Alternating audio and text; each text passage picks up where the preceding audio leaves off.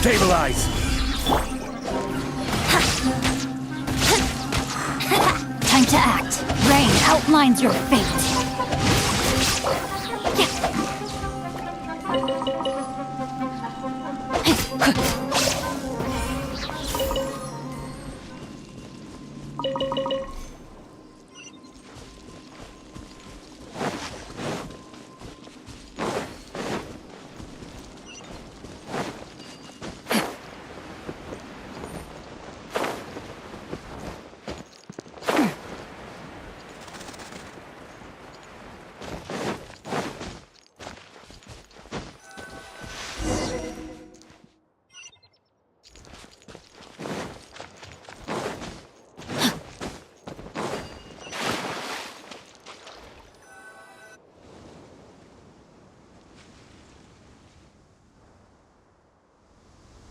Made it to Sumeru, our next objective should be to head to Sumeru City and find a way to meet with Lesser Lord Kusanali.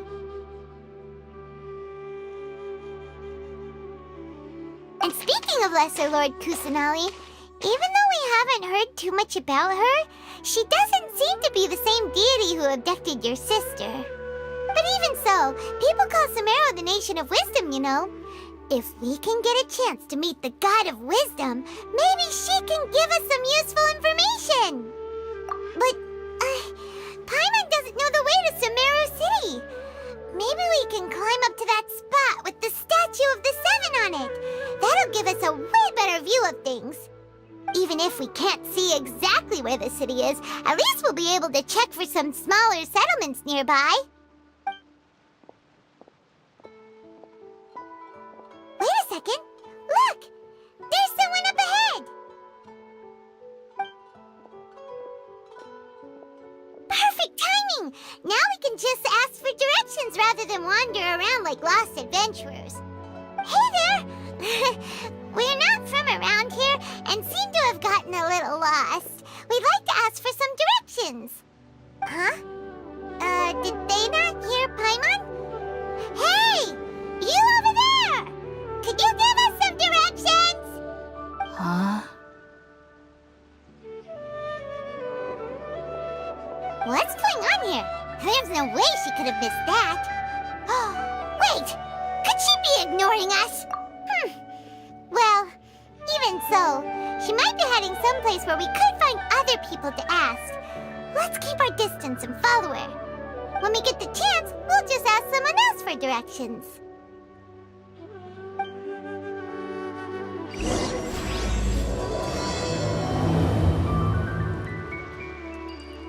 Come on, let's follow her. Just keep quiet. Make sure she doesn't notice us.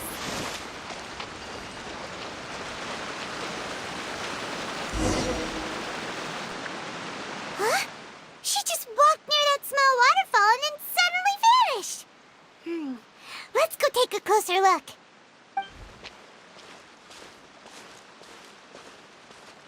Paimon thought this cave would lead to a village or something, but, it looks like that's not the case.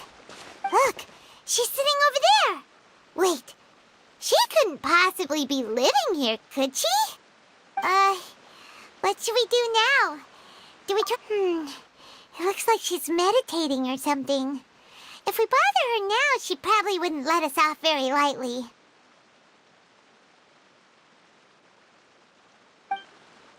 Oh! What a lovely smell! It's coming from that sensor over there. This is definitely not your typical place to call home, but at least it smells nice. Maybe living here wouldn't be too bad after all.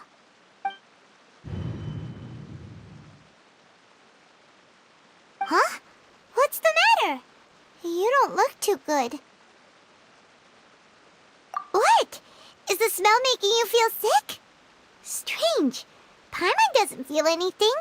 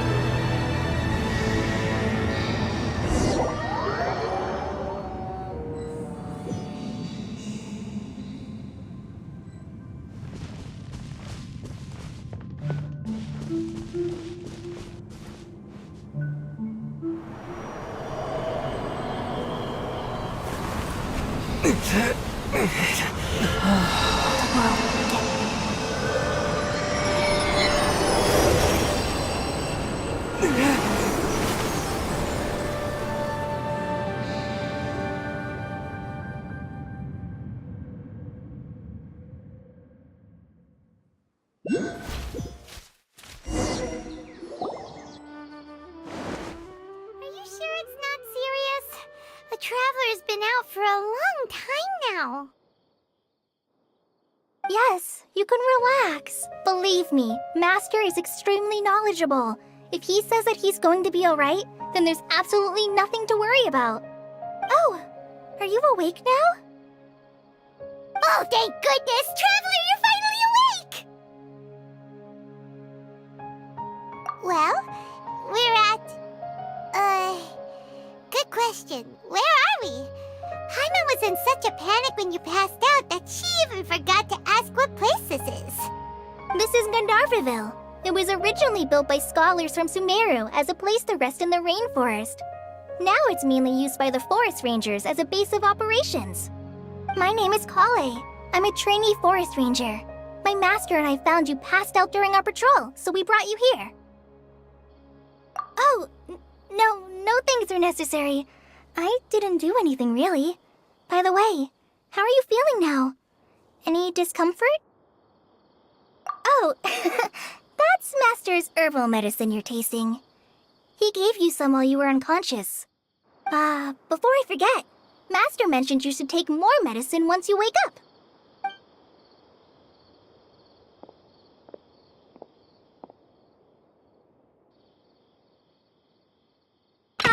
Whoops! Kale, what's the matter? Were you trying to retrieve the medicine? As I've already told you, you must be careful with these. All right, I'll get it for you once I'm finished here. Sorry, Master. Now, the guide to Avidya Forest's edible fungi is clearly posted on our bulletin board. But if Farbode forgets which mushrooms to avoid one more time, I'll have no choice but to leave the guide somewhere a little more visible. Like right smack on his forehead so others can remind him to be careful. Right? This is the second time he's come down with food poisoning this month. I'll be sure to give him a good talking to. Yes, please do. If, on the off chance, Farbode simply enjoys having little imaginary fairies dance before his eyes, then we'll just let him be. But the next time he requires any of our medicine, be sure to charge him accordingly.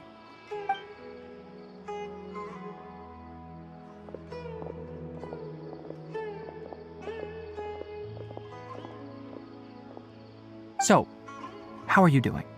Feeling better? Oh, this is my master, Forest Watcher Tainari. He is chief officer over all the rangers here in Gandharvaville. I already informed Paimon about the reason you fell unconscious earlier. But now that you're awake, let me explain it for you as well. It is common practice for Sumeru scholars of certain darshans to dedicate themselves to training and meditation in isolated areas, particularly the nearby forests. While meditating, they use a certain incense known as spirit borneol to help calm their minds as they enter a state of deep rumination. In hopes of asking directions, you two followed a scholar named Hypatia into her cave. The incense you smelled inside was the spirit borneol I just mentioned. That incense typically has no effect on most people, but for a very select few, it can have profound effects on one's cognition, as you experienced firsthand. Does that make sense? Very good. Now, answer me this. Did you feel anything after passing out? Say, any out-of-body experiences? Or did you see anything while unconscious?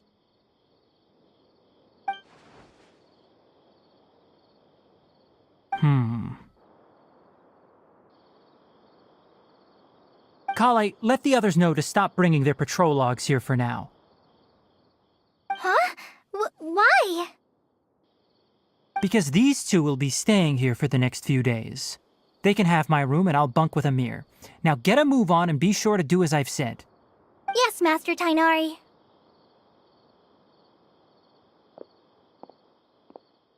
Wait, hold on a second. Can you tell us what's going on? Sure, let me fill you in. I originally planned to send you on your way once you finished your medicine. However, it appears now that you should stay a while longer in Gandharvaville for further observation while you recuperate. Further observation? No need to be hasty. As long as you have the capacity to judge between right and wrong, I promise that you'll understand the gravity of the situation once I explain everything to you. Based on what you saw after smelling the incense and losing consciousness, we can conclude that you experienced a powerful hallucination, which suggests your mental state is not in the best of shape. If you're skeptical, have a whiff of this. Whoa, are you okay? You're experiencing a similar sensation as when you passed out, aren't you? So even though your condition is stable as of now, if I were to haphazardly let you leave, it's highly likely that you'd suddenly pass out again somewhere else. The rainforest is home to many fierce animals and hazardous areas. If something were to happen to you again, I'm afraid you might not be so lucky. For now, I suggest you continue taking your medicine each day and avoid wandering off on your own. At least until you stop having adverse reactions to this kind of smell, okay? Good. Now continue resting while I fire up another bowl of medicine for you. Seriously? We just arrived in Sumeru and we're already having problems left and right! Paimon knows we're set on meeting Lesser Lord Kusanali as soon as possible, but you really don't look too good. It'd probably be best to let you recover first. Hey! Are you even listening to Paimon? Paimon's over here worrying about you, you know! What's weird? You mean how you're feeling now? You mean the vision of tree roots and red skies you saw? But if those weren't hallucinations, what could they be?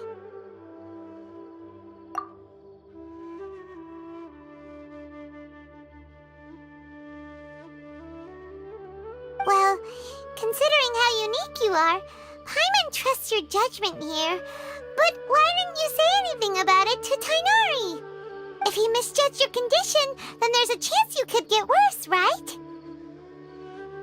Huh?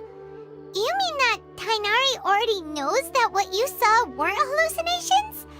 But if that's the case, why would he try to hide that from us? Oh, Paimon gets it now. That explains why you were so quiet earlier. Well, that settles it then. We'll stay here to rest up and figure out what's going on with your hallucinations. But it seems like asking Tainari might not be an option anymore. What do you think we should do? Good idea. Kale's pretty friendly. We can ask her tomorrow about what she knows regarding the Dendro Archon and customs in Sumeru.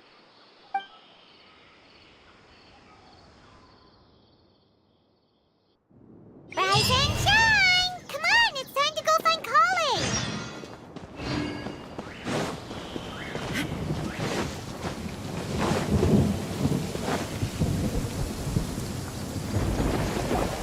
All right, next let's see your right hand. Yes, not bad. But please remember that you still need to be careful. Understand? Yes, I will. By the way, Master, I still haven't received the patrol route for today. Look, Kale, today's patrol will be a long one, so you won't be coming along this time. Besides, there's a chance we may encounter... well, you understand. But I have a vision too! Am I useless to everyone now? Don't talk like that, Kale. This is not something you need to be worrying about right now. Ah, there you are. Feeling any better?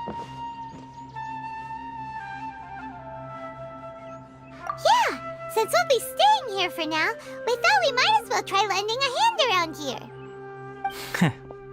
Seems you're not the type to sit back and take it easy for a while, huh? In that case, perhaps Kale could take you two for a patrol south of Gandharvaville for the day. And if you're feeling up to it, you can be responsible for cleaning the Statue of the Seven. Tighnari, we're ready to head out. Roger, I'll be right there. All right, we'll be heading into the forest now. I'll leave any further details to Kale. Yes, you can count on me. So, Kale, what exactly are we going to be doing today? Tighnari mentioned cleaning the statue just now, but, that doesn't really sound like the job for a ranger. Well, a forest ranger's responsibilities can be pretty diverse. They handle a variety of tasks, like checking the condition of outlying roads, maintaining forest facilities, ensuring fire prevention standards are met, and providing assistance to travelers and locals. As for Master, well, he has to handle more dangerous areas of the rainforest. Today we can perform routine checks on the pathway lamps as we make our way to the Statue of the Seven. Paimon, traveler, this way! You can leave the task of checking the lamps to me. In the meantime, you two can keep an eye out for anything unusual.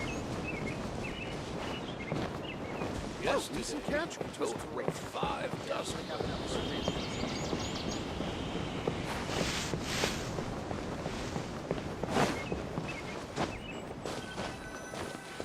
Nothing wrong with these two lamps. Let's move to the next ones.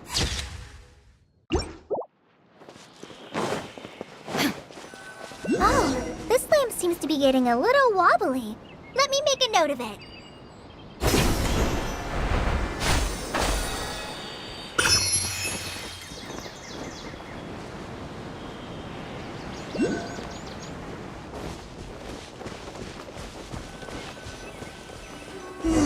No problems with this lamp. Good.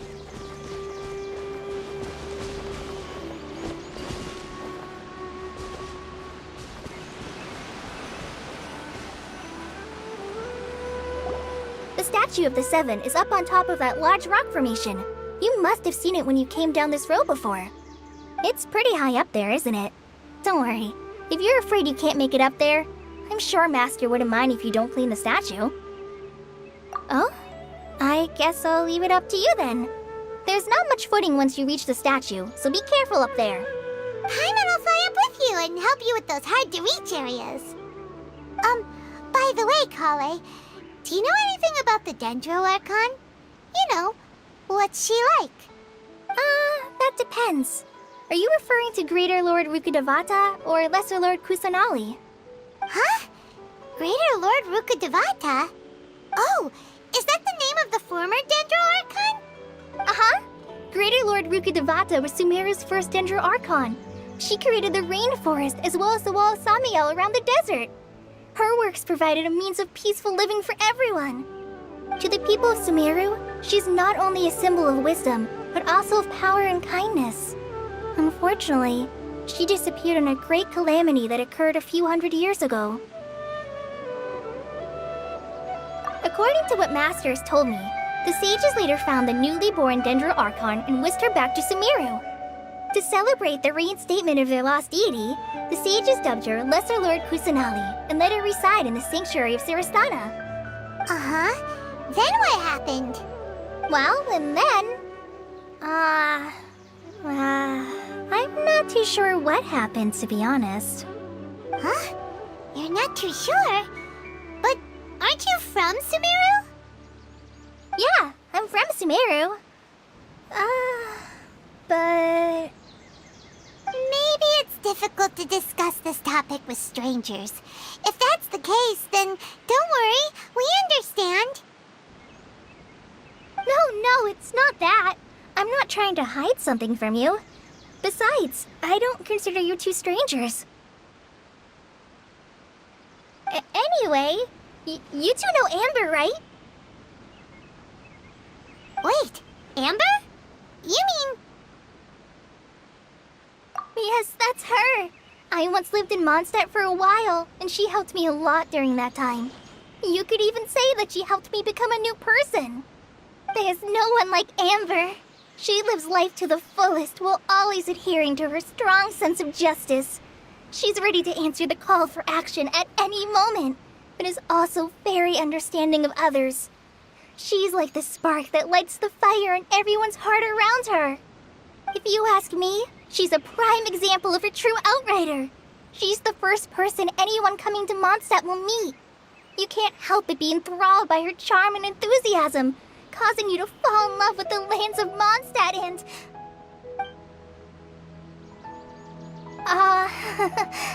sorry.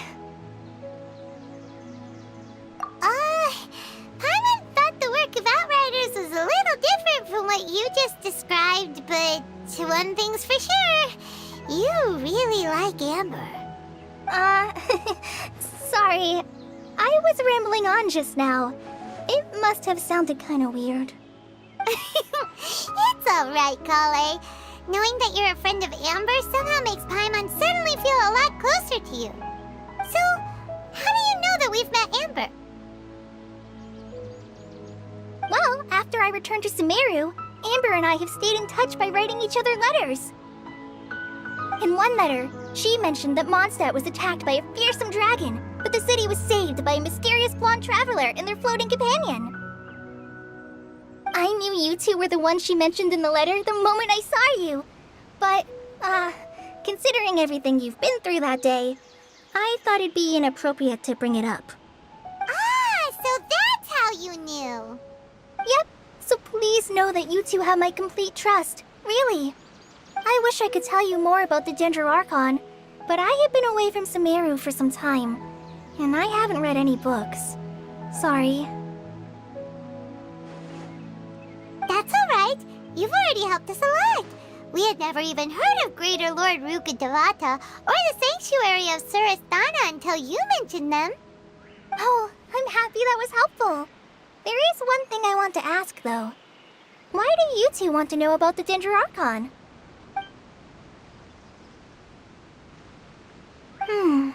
So that's why you're here. Thank you for telling me your story. Don't mention it. We are friends after all, right? Alright, we have a statue to clean. You both have my thanks.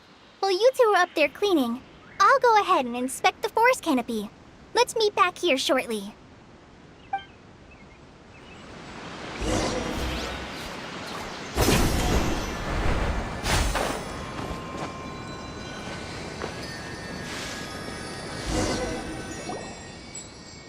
Huh.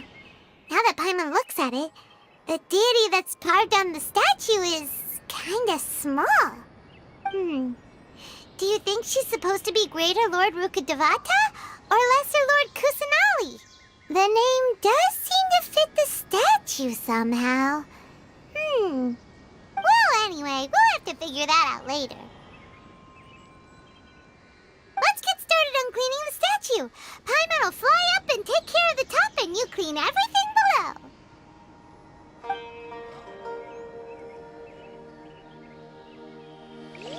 Nice work! That's one clean statue. Let's head down and meet up with Kale.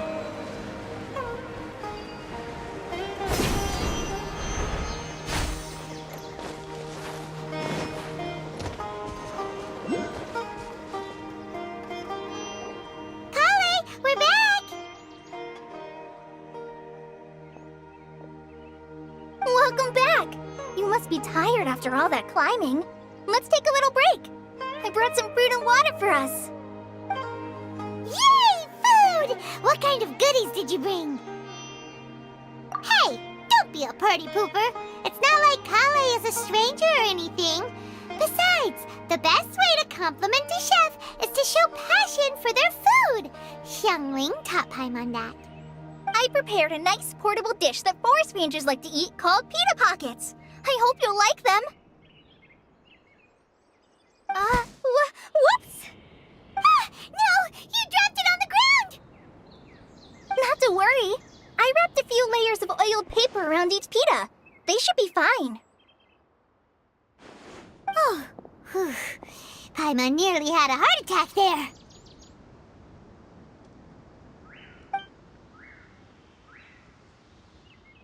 Those pitas are amazing! You're quite the cook, Kale. Thank goodness you wrapped them in paper. Paimon wouldn't have been able to sleep at night knowing something so tasty had been wasted. You really know how to compliment the chef, Paimon. Since you liked it so much, I'll be sure to give you a copy of the recipe sometime. I'll even include all my personal cooking pointers, so you'll be making your own pita pockets in no time. Yay! Thanks, Kale! It's hard to believe someone as diligent as you could have clumsy moments, too. Oh, I guess it happens from time to time. So, Kale, don't you think that Tainari's a little too strict with you? He won't let you touch anything without his permission. Paimon knocks stuff over all the time flying around the Traveler, but he's never said anything. Everyone has their clumsy moments. No, you've got the wrong idea about Master. Sure, he may seem a bit harsh at first, but with some time, you'll see that he's actually very kind-hearted. I've heard the veteran rangers say that Master is from some ancient and mysterious race that is known for their cunning wit and reclusive nature. Oh, by the way, you've heard of the Academia, right? Well, there's a group called,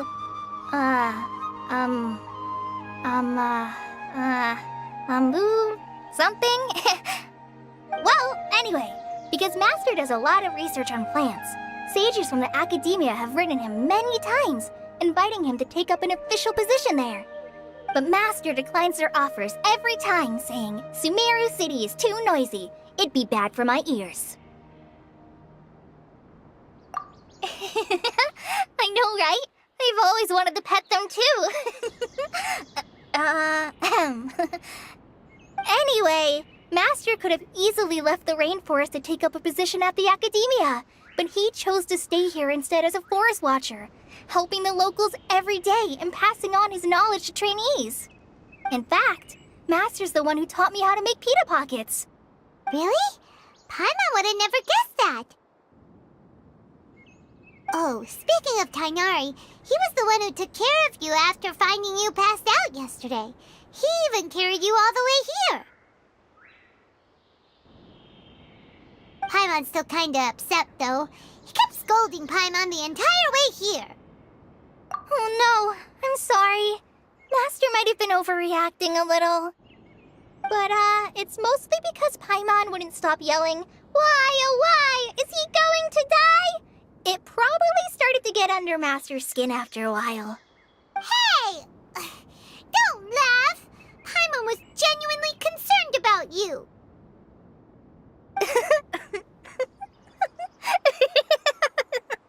Hey! Now even Kali's starting to laugh. Ugh, that's it! Paimon won't forget this! It's time for some Paimonial wrath! No! Don't touch me!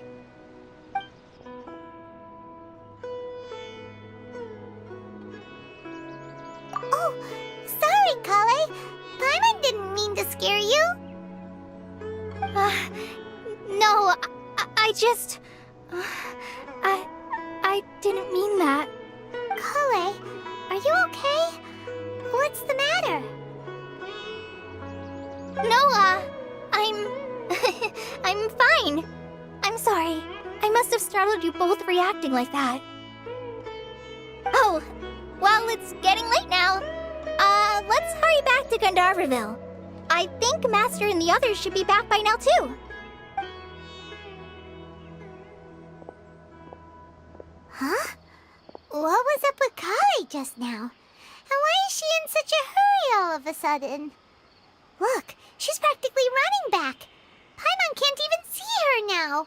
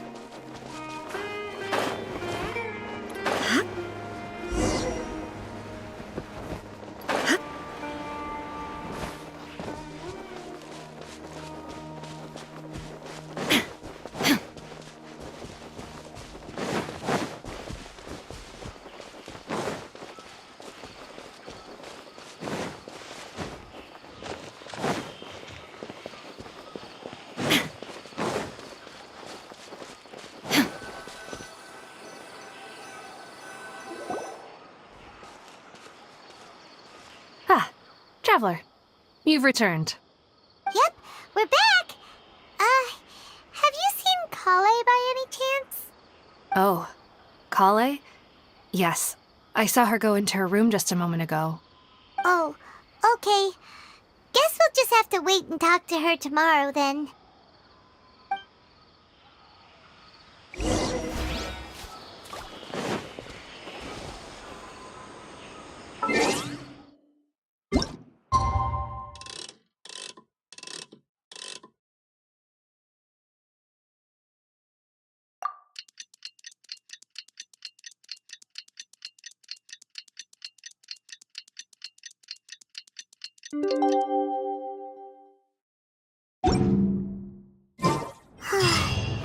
Paimon was thinking all night about what happened with Kale, and still can't figure out what the problem might be.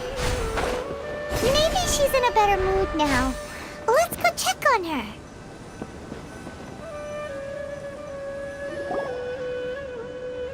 Ah, it's you two. I was just about to go look for you. Huh? Tainari? What are you doing here? Where's Kale? I came to check on Kale's condition. To put it simply, she's not well. You mean she's sick? How could she be... Oh, wait a minute. Could it be because of what Paimon did yesterday? No need to worry. Something as small as you could never harm her. This sickness is something that Kale has been dealing with for some time. Kale has been more excited than usual since you two arrived.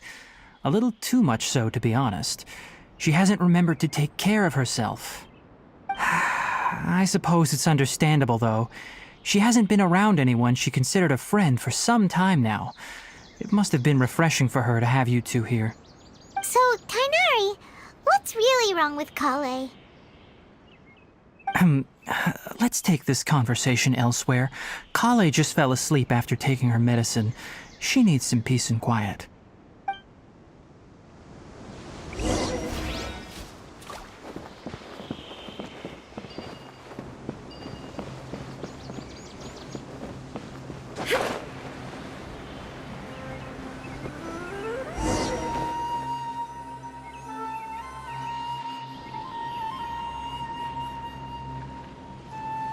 All right, let's continue our conversation here, shall we? To be honest, I hadn't realized that you're that honorary knight from Mondstadt until Kale told me just now. I've also heard all about your deeds in Liyue and Inazuma. So, just to clarify, what I'm about to tell you about Kale is not because of who you are or your past feats. Instead, I am going to tell you because... well, because Kale asked me to. And honestly speaking, I was against Kale revealing her past to you. But she insisted, saying you two treated her with sincerity and as a friend. So now she wishes to reciprocate the gesture. So, Tainari, what exactly is wrong with Kale? You said this is something she's been dealing with for some time. Just how serious is it? Right. Ever since she was a child, she's been afflicted with a disease called Elazar. Elazar? Yes, it's a disease unique to the lands of Sumeru. It is characterized by dark and hardened scales that form on the body. At first, the afflicted may only feel mild numbness on the affected area of the skin. However, as the disease progresses, one may begin feeling fatigued and even experience peripheral paresthesia. In its final stages, the disease strips a person of the ability to control their own body, and they effectively become completely immobile. That sounds terrifying. Wait, hold on. So when Kale seemed to be acting a little clumsy earlier, It was because... Correct. That would be the effects of Elazar, which is precisely why I do not want her carrying or holding anything, lest she ends up hurting herself. With appropriate treatment, the disease can be effectively controlled before it progresses to a more serious stage. However, there is unfortunately still no true cure for Elazar. Nevertheless, Kale's mother still hoped that there was something out there. She handed Kale over to an organization known as the Fatui after one of their members lied and said they had a cure. What? The Fatui? Ah, it appears you are already familiar with them. That'll save me some explanation. Anyway, the person who eventually rescued Kale and brought her to me for care said that she had been given to a harbinger known as the Doctor. I have no idea how this doctor managed to do it, but her case of Elazar was completely stable for all the years that Kale was with them. However, Kale's days with the Fatui were anything but pleasant. Kale is a resilient individual and always tries to appear cheerful, but her experience with the Fatui has left deep scars. Even now, she can still feel deathly afraid of someone touching her. Oh, Paimon had no idea Kale's been through so much suffering. Oh, by the way, Paimon, Kale wanted me to tell you that she's sorry for scaring you yesterday. She also wanted both of you to know that she's sorry for hiding her illness. She doesn't need to apologize. None of this is her fault at all. Well said. I hope you'll get a chance to tell her that in person the next time you see her. Kale once thought that it would be impossible for her to have any real friendships. I trust that you two will never let my trainee experience such emotional pain again. Don't worry, Tainari. We'll take good care of her. Well, it's not too serious at this point. She overexerted herself the last couple of days, which is what led to her breakdown this time. As long as she has taken her medicine and gets plenty of rest, she should get better. Though, I must admit that Kale's condition was much more stable when she first arrived here in Gandharvaville. She was interested in the work of the forest rangers the moment she saw us. I could see that she was serious about learning, so I felt compelled to ask her to join us. Her stamina has gotten much worse recently. Though a moderate amount of physical exercise is always necessary, I'm afraid the long-distance patrols are a little too much for her now. All right, now that I've told you about Kale's past, I think I'll head into the rainforest to find some ingredients needed for her medicine. I'll see you two later. Yeah, we'd like to do something to help Kale too. All right, but I must warn you two. The rainforest is a dangerous place, especially for someone who's still recovering like the Traveler. You must follow closely and listen to every instruction. No problemo. Let's go then. We'll be looking for a plant known as Nilotpala lotus. It's often used to help those afflicted with Elazar recover their energy. Hey, Tainari?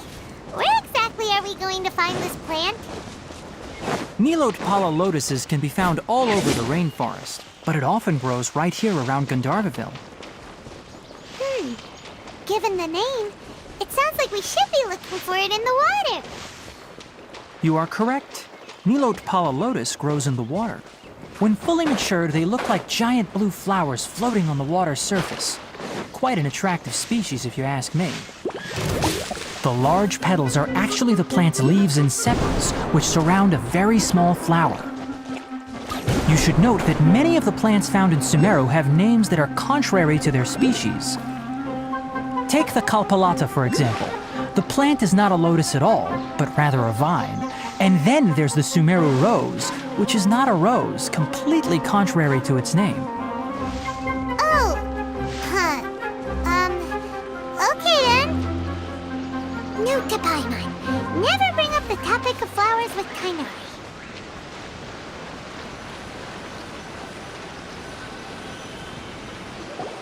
There should be Nilotpala lotuses growing somewhere in this area. Let's split up and begin searching. If you could manage to gather 4 of them, that would be sufficient. We'll rendezvous here once you've gathered the needed amount.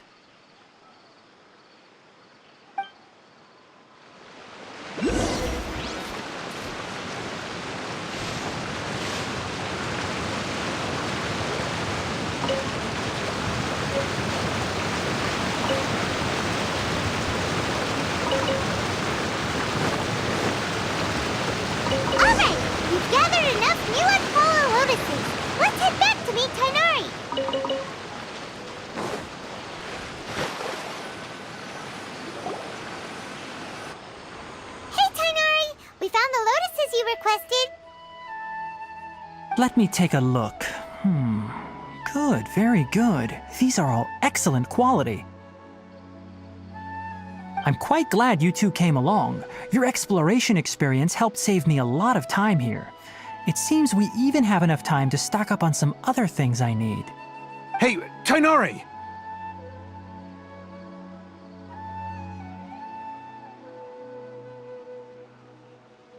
Oh, Tainari, someone's calling your name. They're dressed like a forest ranger. Ah yes, that's Amir and the others. But didn't they just set off not too long ago? What are they doing back so early? Let's go find out what's going on.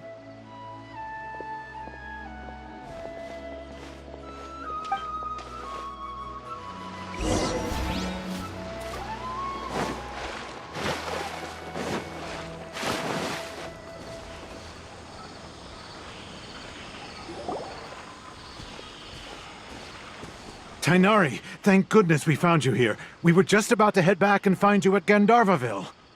What's going on? We just discovered a withering zone. The Withering is back? But the patrol route you were on should have been already clear just a week ago. It reappeared so quickly. Can you tell me the exact location?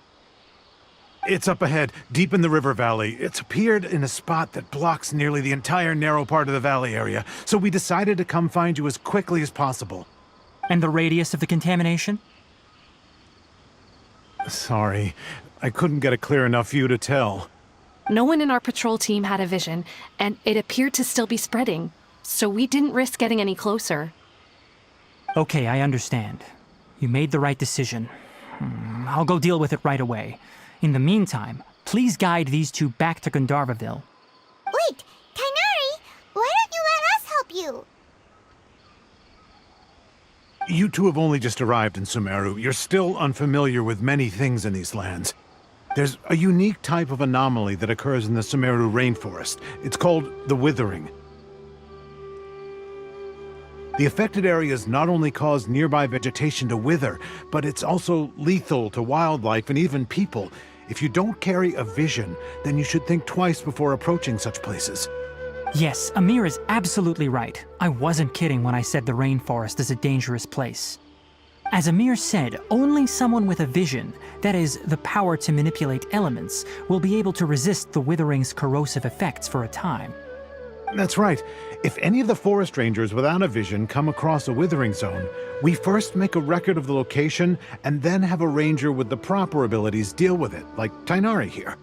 Only someone with a vision can venture within a withering zone and find a way to deal with it. But you don't seem to carry a vision. Don't worry, he may not have a vision, but he's a real pro at using the power of the elements. Don't sweat it. We've helped others deal with similar situations before. Wait, you've met other forest rangers before? I was planning to properly show you both how to identify the Withering before you left Gandharvaville. Anyway, since you two are experienced adventurers, come with me. I'm sure you'll both be able to help.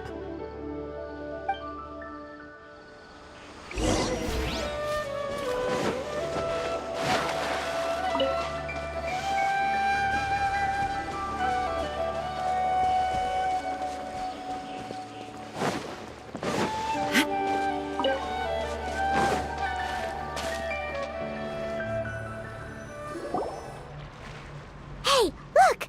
That gloomy area over there looks like a withering zone. Even though Paimon's seen one before, it's still kinda scary. All right, Traveler. We're about to enter the Withering Zone. Since you already have experience dealing with these things, you should already know what to do. But please remember, don't push yourself. If at any point it becomes too much, return outside the zone and take a breather. It could become a matter of life and death. You ready then? Let's go.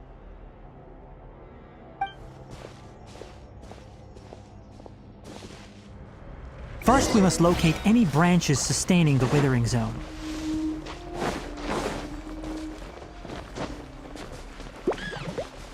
Shine down!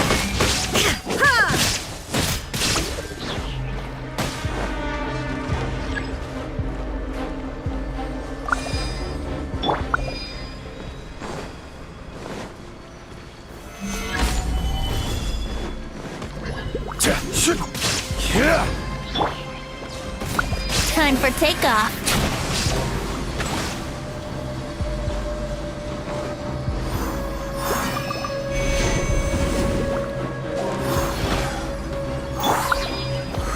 Solidify! Here we go.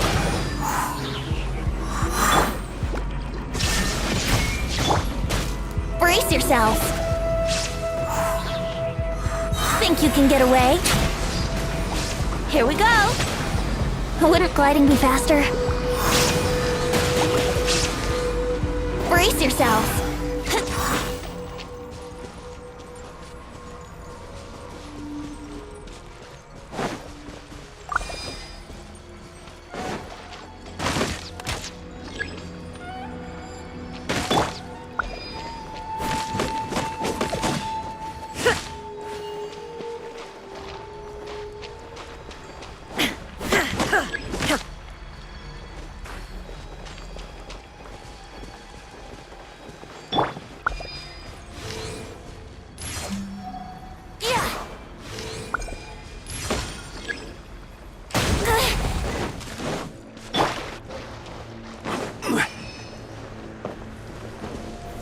Stabilize!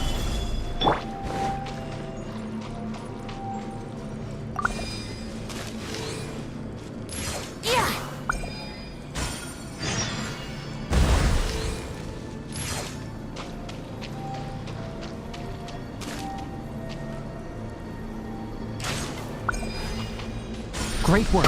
Now that all the branches have been cleared, we'll need to take care of the tumor.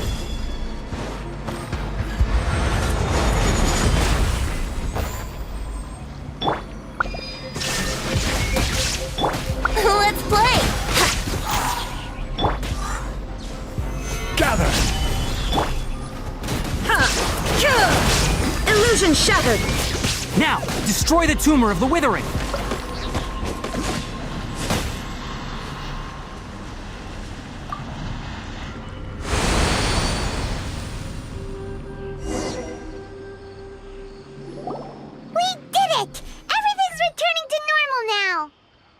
Yes, thanks to you two. We were able to quickly restore this area back to normal. Tainari? You make it sound like we did well, but why does Paimon have the feeling you're worried about something? It's that obvious, huh? Alright, it's like this. Recently, the rate at which the withering zone appears has been increasing. Even though we were able to quickly clear that withering zone, it won't be long before another one appears. If that simply meant more work for me, then that wouldn't be an issue. But it's far more severe than that. The withering is leaving lasting effects on the rainforest itself. For instance, even though we cleared out the withering zone, many of the plants that were affected will not recover. This presents a crisis for the ecosystem itself. Many plants in the rainforest are already in decline, directly impacting the wildlife that depends on those plants. And most disturbingly, as the appearances of withering zones have started to increase, Kale's case of Elazar has also become more serious. Huh? But why's that? I'm still not sure of the exact reason. However, I've received word from acquaintances at the academia that similar cases are being reported for patients with other conditions. No, none that we know of. The withering has been recorded in Sumeru for millennia. It's said that it originates from the depths of the world. By the way, have you heard of Irminsul before? Irminsul is a tree located deep beneath the surface. Although it isn't like any tree we know in a biological sense, you can basically think of it as a large tree that grows downwards rather than upwards. I'm sure you've heard of ley lines, right? They're like the roots of Irminsul, spreading and extending from a massive cavern deep underground all the way up to the surface.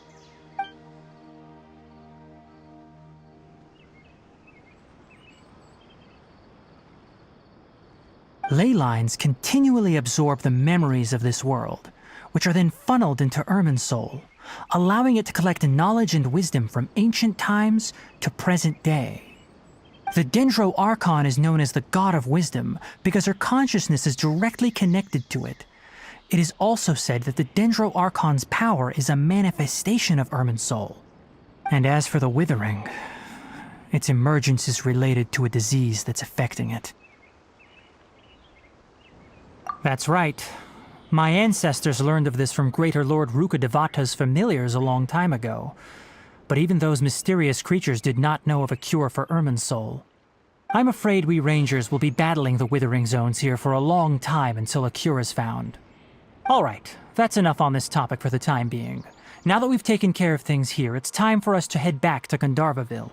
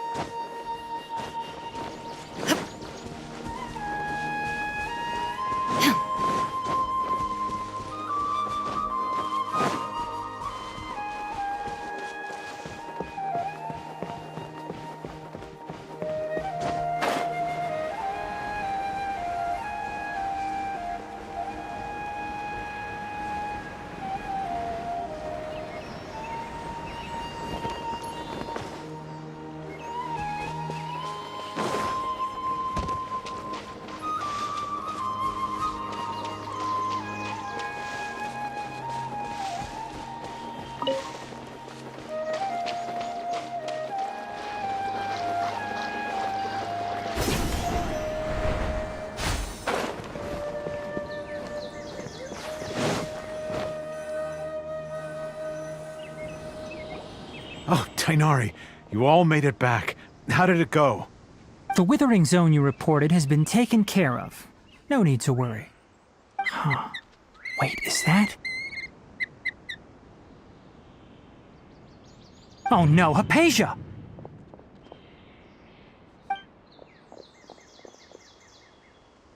Huh? What's wrong, Tainari? This Duskbird is Hypatia's designated courier for urgent news. You do remember her, don't you?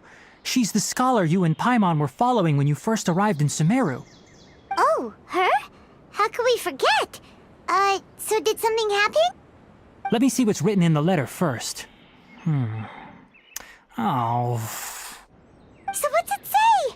And what's with that weird expression on your face? Just let Paimon read it. Huh? All Paimon sees are 3 squiggly lines. Yes, allow me to explain. After we brought you from Hypatia's cave to Gandharvaville, Hypatia resumed her meditation. She must have just finished. It's been nearly 3 days since she's had anything to eat, and it appears she's forgotten to prepare some rations. This letter is her asking us for help. We need to go. What? You mean she's been sitting there for 3 days? Hey, wait, how did you know all that from just a few lines on the paper? Well, obviously because this has happened before. Last time she drew 5 lines, and by the time we found her... Well, I'd prefer not to remember that.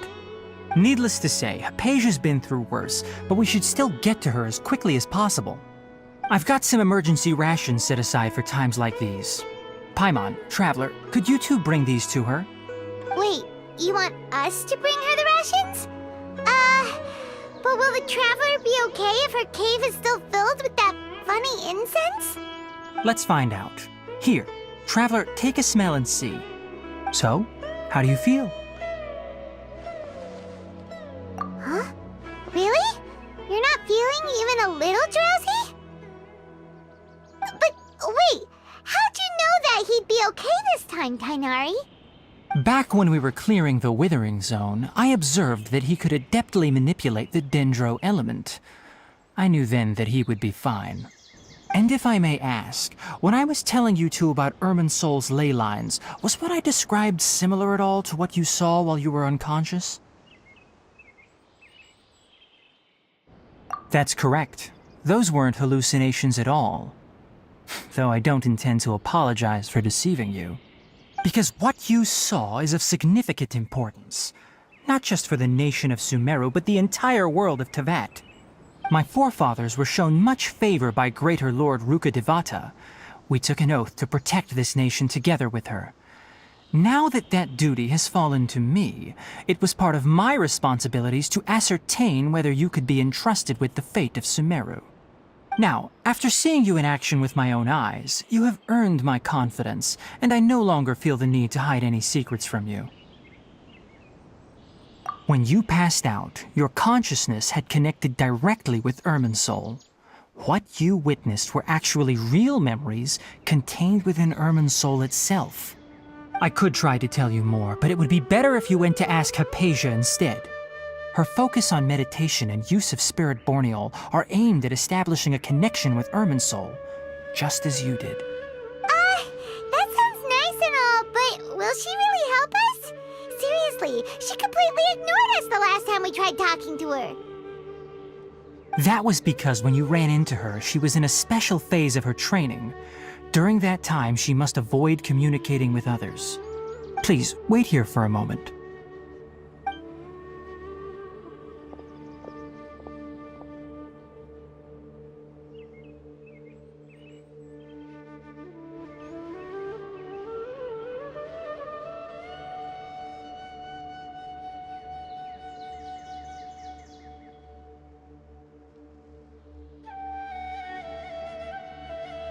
Here, take these. It's a meal I packed for Hypatia, as well as some other ingredients. I'm sure it'll come in handy. Also, here's a letter that I would like you to give to her. Just show it to her and she'll answer any questions you may have. No, I should be the one thanking you. You've both been a great help these last few days.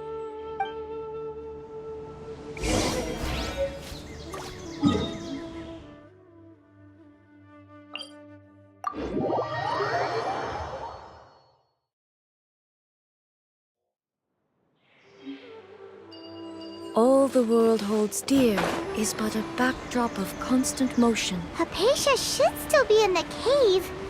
Let's go inside and see how she's doing.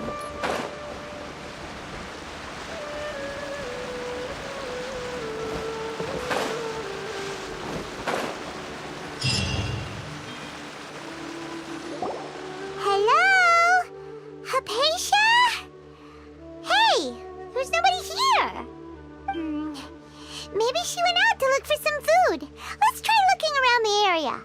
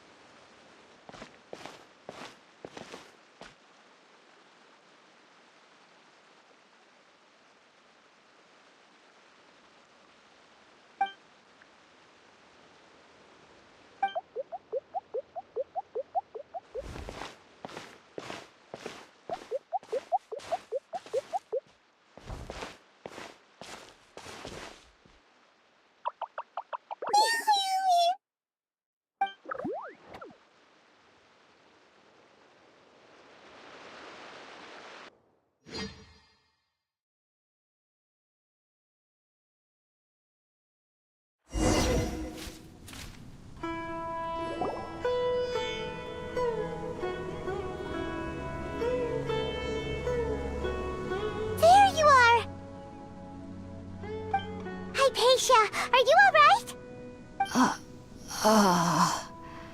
So hungry. Eat water. There's no way we can get her to eat in her current condition. Let's try finding some water first. Huh? Wait, why does it look super foggy outside all of a sudden? Anyway, let's go look around.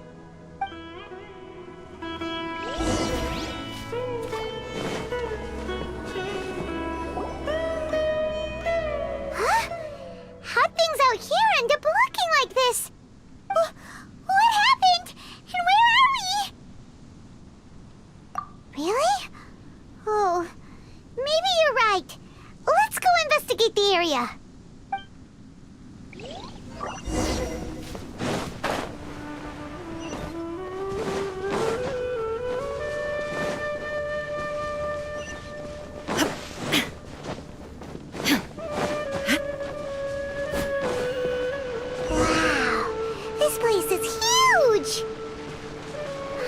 knew there's something off about that cave. Let's think of a way to get over there and have a closer look. Who knows? Maybe we'll find a lead of some kind.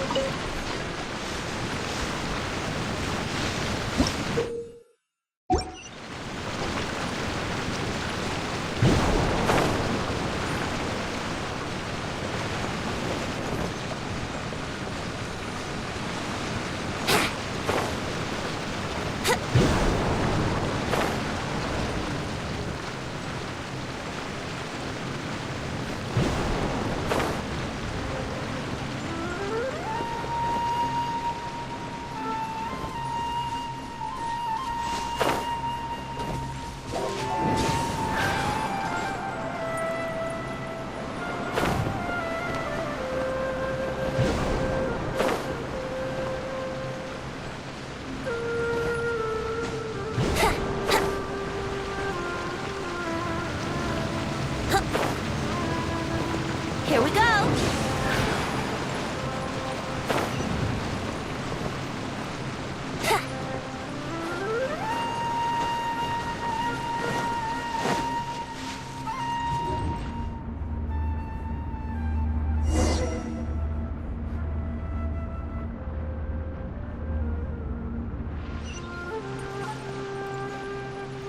Huh? What happened just now? Why'd everything around us suddenly change?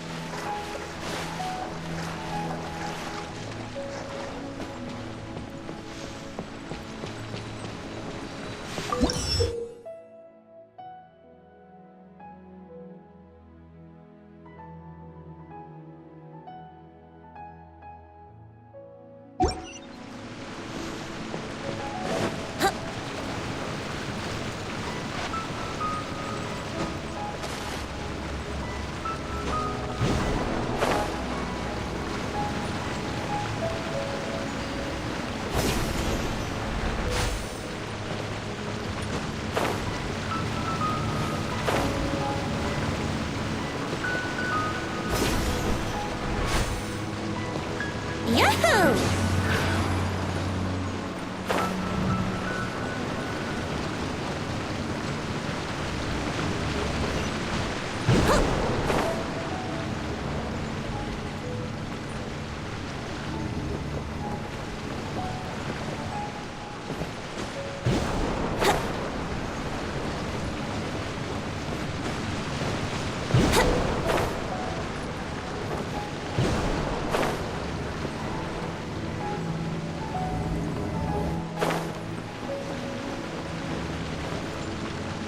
Brace yourselves.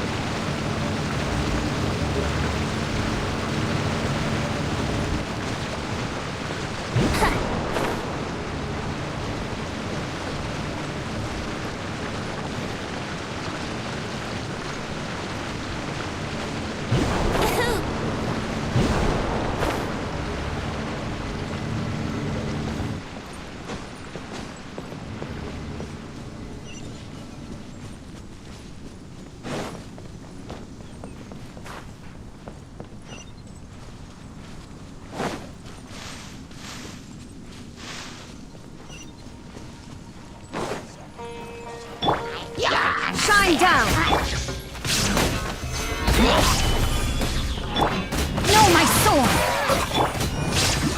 for takeoff. Yahoo! Yeah. Here we go.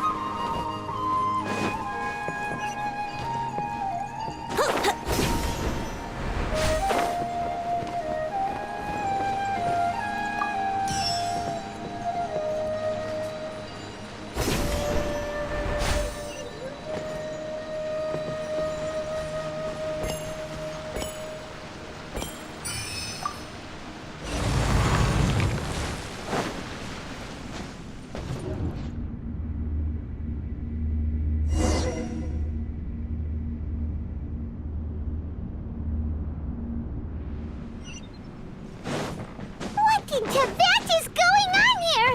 This place is getting weirder by the minute. Hey, what's the matter? You don't look so good.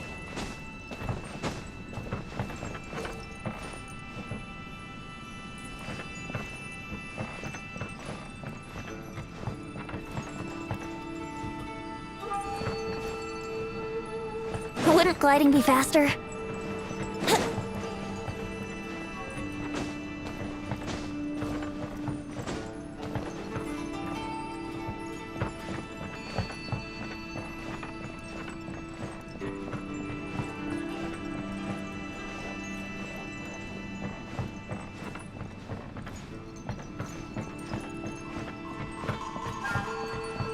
Brace yourselves.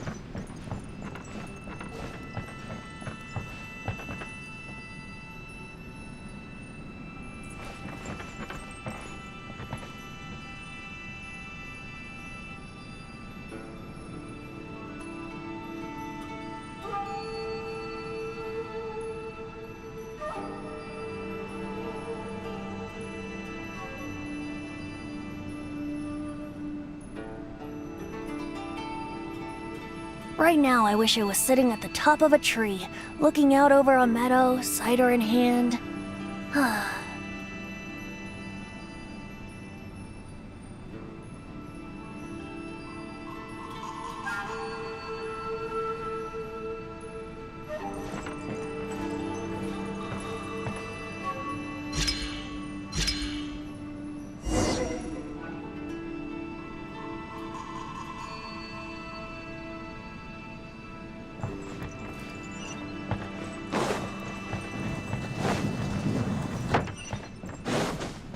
Wouldn't gliding be faster?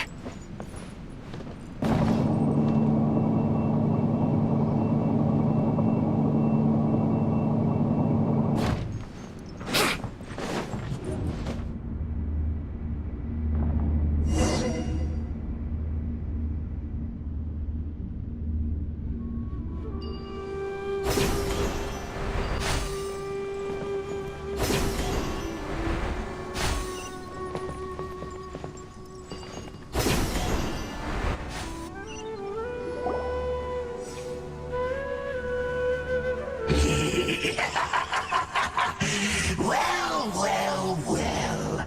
Looks like we meet again, traveler. The Abyss Herald!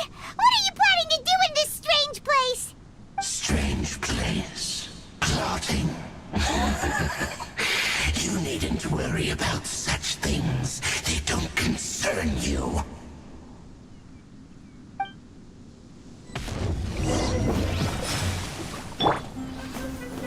Stabilize! Rain cutter! Think you can get away?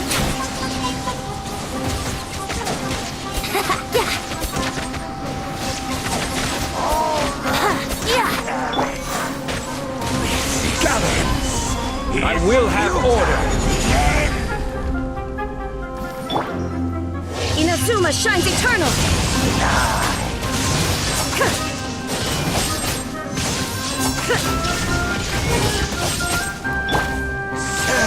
Solidifies!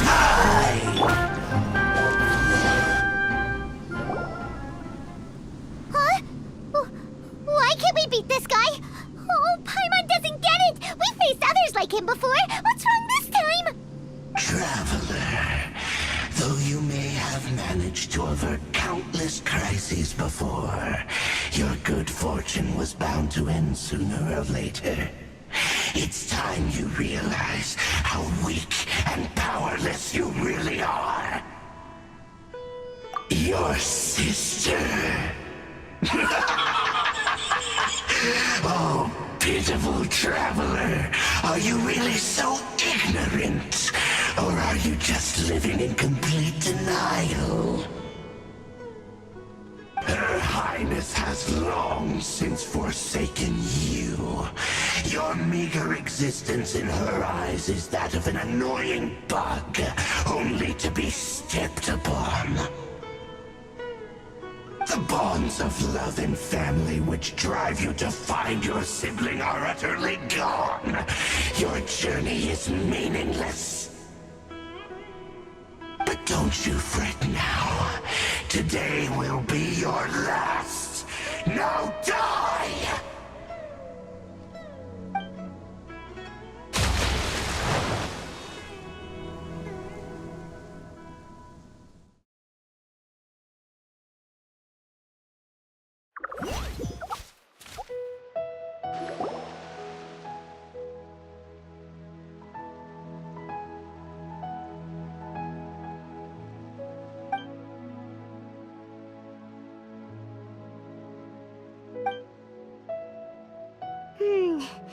What do we do?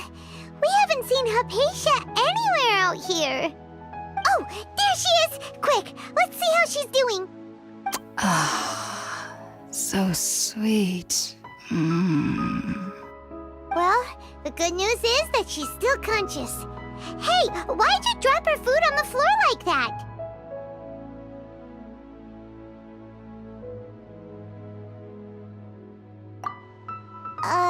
Are you okay? That's really not like you.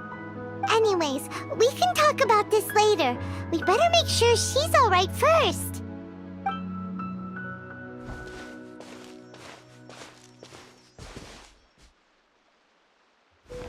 Whoa! Wait a sec. Look at all this fruit lying around her. We can put that to good use.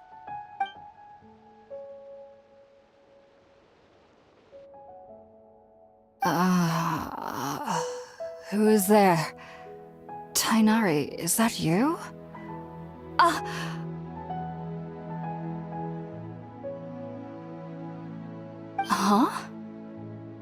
It's okay. You can relax, Hypatia. Tainari sent us here to bring you some food and water. Here, we have a letter that he asked us to give you.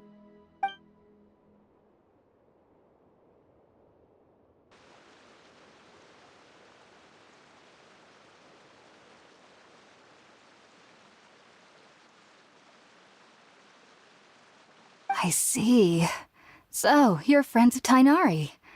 I apologize for all the trouble I've caused you. I'm grateful that you came so quickly to save me. You even brought all this fruit. Well, actually, we didn't bring the fruit. It was already here when we arrived. We were kind of wondering about that, actually. When we found you here, there was all this fruit lying around and even some juice dripping from your lips. How did you end up like this anyway? Oh, really? I seem to understand now.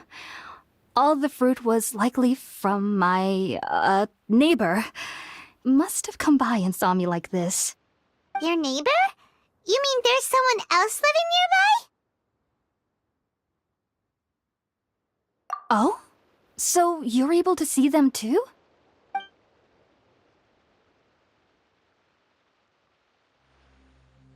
Wait, hold on a second, Traveler. You say that before we arrived, you saw some mysterious creature and suddenly had a strange dream? Isn't that a little too crazy to believe? No, I actually do believe what the Traveler is saying. I myself had a similar experience once before and ended up scaring my timid little neighbor here. You needn't worry. They mean you no harm. They only dragged you into the dream because they hoped to buy themselves a little time in order to scurry away. So, Hypatia, just what kind of creature is your neighbor exactly? I'm not sure what it's called, to be honest. But I do know that they have some sort of deeper connection with the Dendro Archon. I know this because the first time I saw them was also the exact day my consciousness was able to form a connection with Irminsul. Even after I opened my eyes and stopped meditating, my heart was still pounding, and my mind was racing with all the knowledge that I had touched.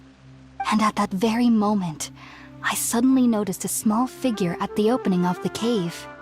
In my curiosity, I began to walk over to the creature. They must have already been used to me living in the cave, because they didn't seem to mind me approaching them. They just kept doing whatever they were up to. It wasn't until I crouched down next to them that they suddenly realized that I could see them. Oh! And then? And then I had a dream. By the time I came to, they were nowhere to be seen. I was convinced they'd never show up again. But sure enough, I saw them nearby a few days later. And they weren't alone. I feel like they aren't as afraid of me as the first time I approached them. But I never would have expected them to save me. Yes, no doubt about that. By the way, Tighnari mentioned in his letter that you had questions for me regarding Irminsul.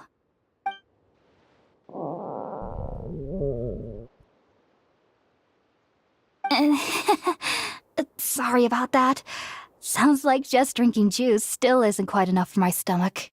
Well, if somebody hadn't dropped the food earlier...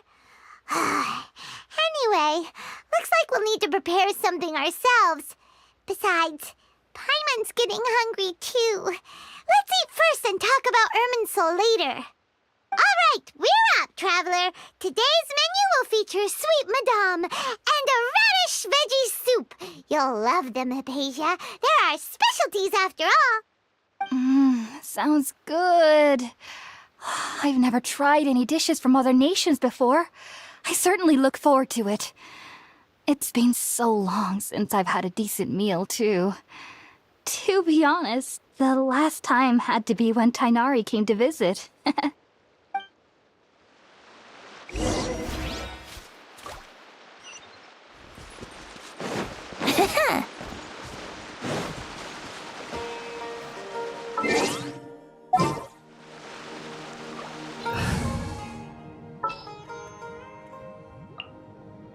I won't hold you back!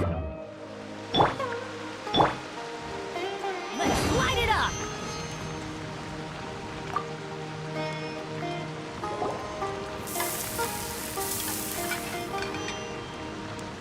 All done! Let's use the empty box that Tighnari gave us since we already watched it. Oh, it smells amazing! And the box is a nice touch, too! Let's go serve this up and start eating with Hypatia!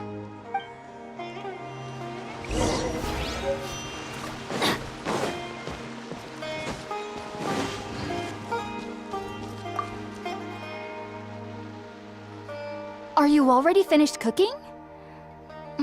Smells delectable. I'm truly thankful whenever I can enjoy a proper meal like this. Cooking really isn't my forte.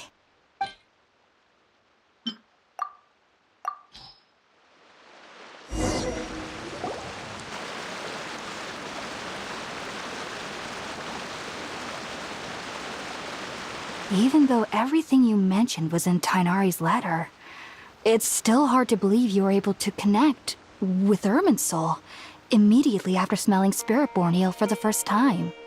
It took me nearly 3 years before I could do so. And everyone at the Academia even lauded me as a genius. You should know that some researchers spent their entire lives without ever successfully connecting with Irminsul as you have. So why does this incense allow people to connect to Irminsul? The ingredients used to make Spiritborn Ale primarily consist of plants created by Greater Lord Rukkhadevata. These special ingredients are conducive to heightening our senses to the Dendro Archon's power. Since the root of the Dendro Archon's power lies within Irminsul, we can occasionally tap into her powers to peer into the depths of the earth. That's all right. I'm sure you'll come to a clearer understanding as you remain in Sumeru. Makes sense. But Paimon's got a question. Why was he sensitive to the smell of those plants for such a long time? That was primarily due to his body's unique constitution. Stimulated by the incense, he could perceive the Dendro Archon's power and experienced a sensory overload, hence the adverse reactions. Taking in any scent similar to the ingredients of Spiritborn Ale would cause adverse effects. Not to worry, though. It appears you've already fully recovered. Technically, your body should still be sensitive to the powers of the Dendro Archon, but unless you're using intentional meditation techniques, the scent of Spiritborn Ale should no longer trigger such reactions. Whew. Well, that's a relief. I must admit, I am quite envious of your abilities. Even if it meant suffering from pounding headaches for the rest of my life, I'd consider it worthwhile so long as I could connect with Irminsul at will. Whoa, you're really serious about this whole thing, aren't you? I am a researcher after all. As a member of the Impact Archon at the Academia, my main area of research is the stars and their connection to the fate of living beings. But there is still so much we don't know, especially regarding the mysteries that lie in the starry skies. Which is why I must turn to the all-knowing Irminsul for answers. If only my perception wasn't so limited. Unfortunately, I cannot guarantee that my every attempt to attune with Irminsul will be successful, or that doing so will leave my consciousness intact. I am currently in the stage of training known as Satyavada life. Many researchers in Sumeru have lost their minds while seeking to attune with Irminsul during this stage. Sages have said that Irminsul contains divine knowledge, and touching such knowledge without the proper preparations and abilities will only lead to one's mind caving in on itself. That's why we meditate alone. We need to ensure that our minds will be calm while minimizing the possibility of involving anyone else. Whoa, so knowledge from Irminsul can be super dangerous. Aren't you afraid of the risks, Hypatia? Of course I do. Especially during nights that are pitch black with no moonlight, and dead silent without even the sound of insects. However, I've been feeling better as of late. I don't get as scared anymore knowing that I have a little neighbor living nearby. I believe that being able to see them is a sort of blessing from the Dendro Archon. But what's strangest of all is that they're clearly an envoy of the God of Wisdom herself, and they have the curious power to make people dream. What's so strange about that? It doesn't sound so out of place for a divine being, does it? Well, it's strange because nearly nobody in Sumeru can ever dream. Oh, is that true? Yes, well, to an extent. Only children can dream in Sumeru. Adults, however, never do. The sages say that wisdom implies rationality, but that which occurs in dreams is often neither rational nor logical. Yes, if one struggles with anxieties, those emotions could influence their dreams. The fact that the people of Sumeru do not have dreams is seen as a blessing by the sages. They believe that Greater Lord Rukkhadevata, the god of wisdom, is keeping us away from the foolish delusions you encounter in your sleep. I was born into a family of scholars in Sumeru City. Ever since I was a child, my parents would always tell me that I'll know I've grown up once I stop dreaming. I studied hard, enrolled as a student in the academia, and went on to become a researcher. Sure enough, I never dreamed again. But then, on the day I scared the little Aranara, I suddenly saw a dream again. It was incredible.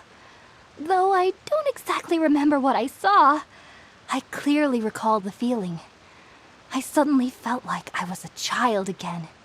Back then, I was foolish and ignorant as any youth would be, but I was free of fear. Maybe dreaming isn't as bad as we've made it out to be. Just be sure not to speak of this if you travel to Sumeru City. They'll look at you as if you've lost your mind. So, do you have any thoughts about the things he saw when he connected with Irminsul? Sorry. I'm afraid I don't have any answers as of now. All I can say is that what you saw is a memory contained within Irminsul itself. World forget me. What could that possibly mean? If only I could ascend past Satyavada life and begin Paripurna life, I might have some more answers for you. If you two are ever in the area again, please be sure to come and see me. There's no need to be thanking me. You two are my saviors. Besides, I'm already looking forward to tasting some more of your cooking.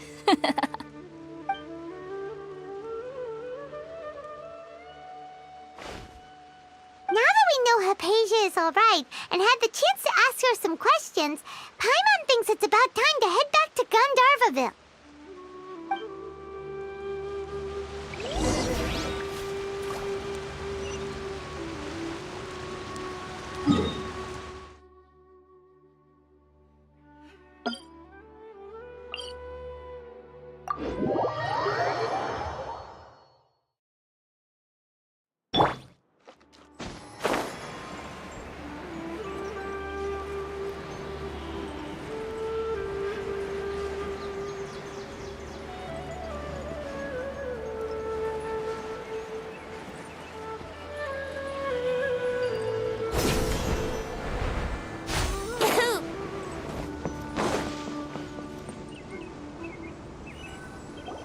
Think about it, Tainari. Refusing to join is tantamount to burying your head in the sand. I understand that you're a forest watcher and that it's your duty to combat the effects of withering zones. But isn't it evident that such work is not a lasting solution to the problem? As Sage Kage clearly stated, your presence and guidance in Sumeru City is pivotal in finding a cure for Irminsul. How could you possibly refuse? Keep your emotions in check, Ghulam. Let's at least listen to Tainari's reason for declining. We're here to invite him to the Academia, not to cause a scene. Sage Kage, I am truly honored that you came here in person, but I'm afraid I must still decline your invitation. I am merely a forest watcher. How could the great minds of the Haravatat have any need of someone like me? Well, it turns out that your refusal letter had some implications on your master's reputation. He is a renowned sage of the Immorta, after all. So now I've come here in his stead. I see. Huh. And I figured that given his temper, he would come here and berate me personally. Tainari, your master is an integral part of this effort, and now he requires your assistance. And what exactly does my master need of me, Sage Kage? You'll know once you've arrived in Sumeru City, that is. And how long will I be required to stay? There's no definite answer as of now.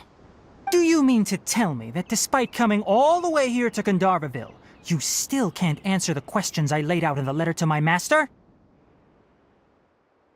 If that's the case, then I'm afraid I cannot give you a definite answer either. Tainari, but you... So be it. Come, Ghulam, we're leaving.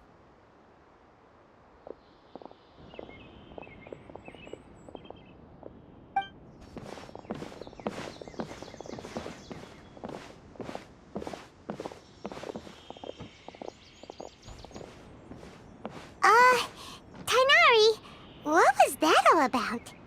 It's nothing. Some people from the academia wanted me to go to Sumeru City to assist them with a project, but I had to refuse on account of all my responsibilities here. But all that can wait. How did things go with Hypatia? It was quite the eventful trip, but the main thing is that she's safe and sound.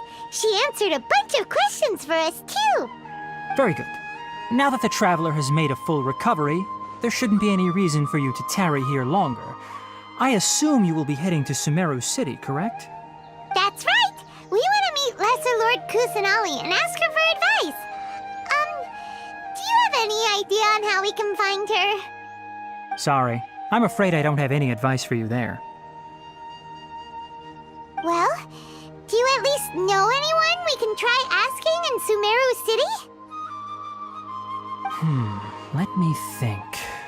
My trips to Sumeru City have been fairly short, and most of my acquaintances are researchers. How about this? I'll write you a letter of introduction that you can give to a researcher I know. He's from the Impact Archon and is adept at gathering information. Asking him might prove worthwhile. Also, when you enter Sumeru City, you'll probably end up receiving something like this item here.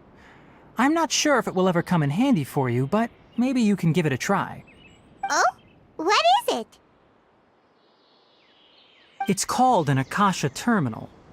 It's a tool produced by the Academia that utilizes the legacy of Greater Lord Rukkhadevata. Some say that this very item is the basis of Sumeru's reputation as the City of Wisdom. Needless to say, this device and its usage fall under the Academia's expertise, so I'll leave it to them to show you how to use it. Great! Next up, Sumeru City! That's right! Tainari, we have something important to say to Kale before we leave. Is she doing better now? Yes, she's doing much better. After being confined to her bed all this time, I thought a little walk would do her some good. Last I saw her, she was taking the path towards the North Crossing. She knew you two would be leaving soon, so she must have wanted to see you off. Thanks, Tainari. All right, let's go! Farewell, and good luck to you both.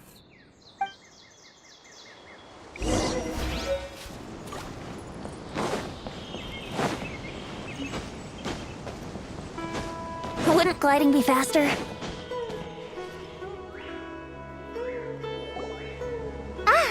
I've been waiting for you two.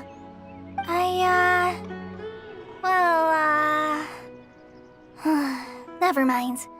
I guess I should just wish you two a safe and successful journey.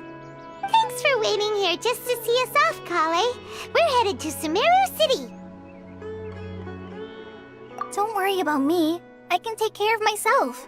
My condition won't be getting in the way of my duties. I want to be a forest ranger after all. It's up to me and the others to protect the rainforest here. And, I'm sorry. I should have told you both about my condition when we first met. I just wanted you two to treat me as a normal friend, not some girl that needs your sympathy. But I guess now I understand that the most important thing is for friends to be genuine with one another. There's no need to apologize, Kale. We should be thanking you for trusting us enough to be your friends and sharing your past with us. We're probably still gonna worry about your condition, but that's because we're friends and we care about you. Thank you. That means a lot. Before you leave, I have something for you. Oh? What is it? It's my recipe for pita pockets. I told you that I'd give you a copy, remember? My handwriting is a little, messy, so please don't laugh. Yay! Thanks, Kale. Now we can eat those scrumptious little pitas whenever and wherever we like. I hope that whenever you eat them, you'll both remember your time here in Gandharvaville. Well then, I, trainee Forest Ranger Kale, bid you both farewell. Please visit Gandharvaville again. The Rangers will always be ready to assist you here.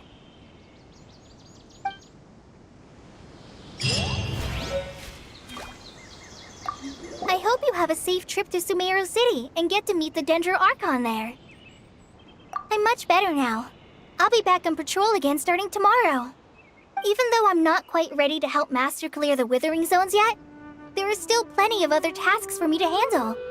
Oh, And Traveler, if you ever see Amber again during your travels, please don't mention my illness to her, okay?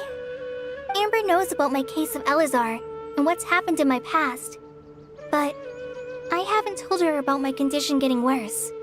I guess I just don't want her to worry about me. If the need arises, I'll tell her about it myself. Alright, we understand, Kale. I hope you have a safe trip to Sumeru City and get to meet the Dendro Archon there. See you later! Be sure to come back often. Even though Master didn't admit it, I'm sure he wants to see you again.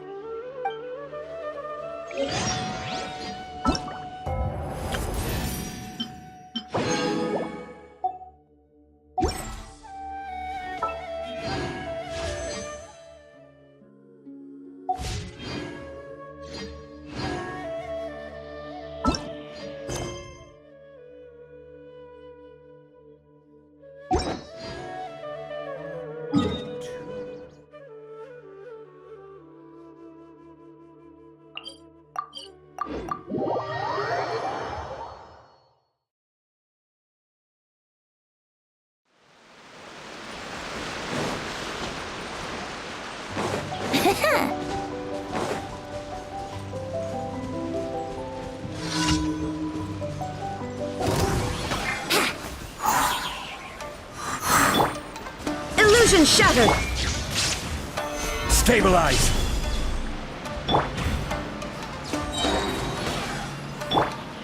Teamwork is dreamwork! Time for takeoff! Yahoo!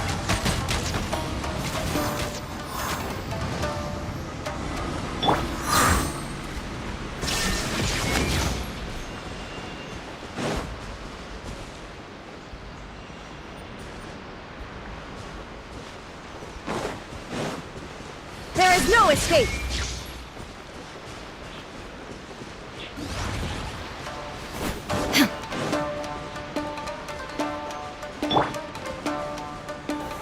Gather!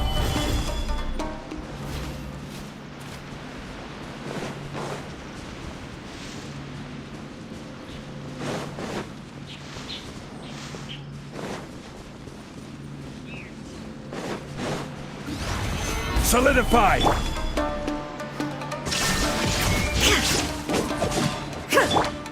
Here we go!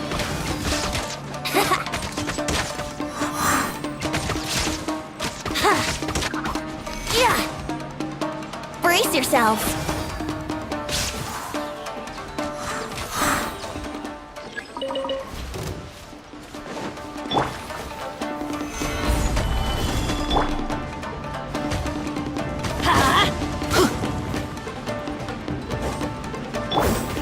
Let's play! Illusion shattered! Here we go!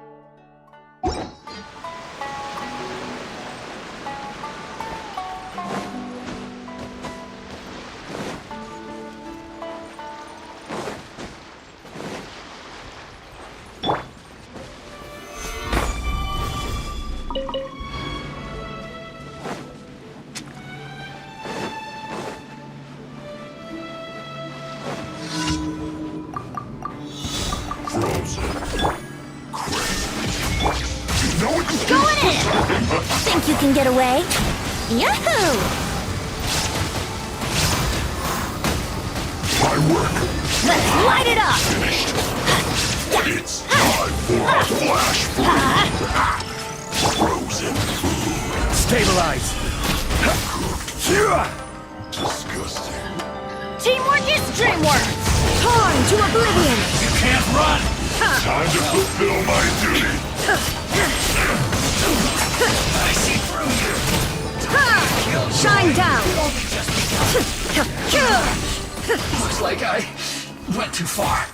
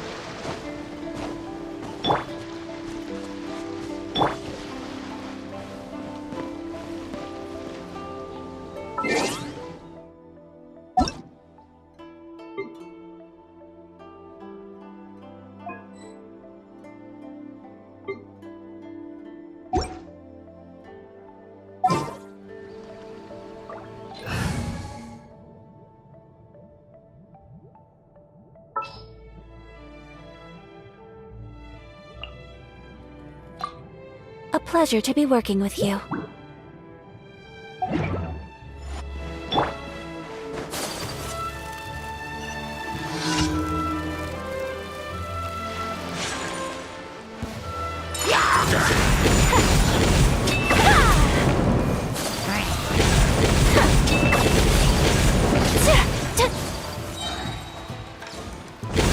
Whirling snow!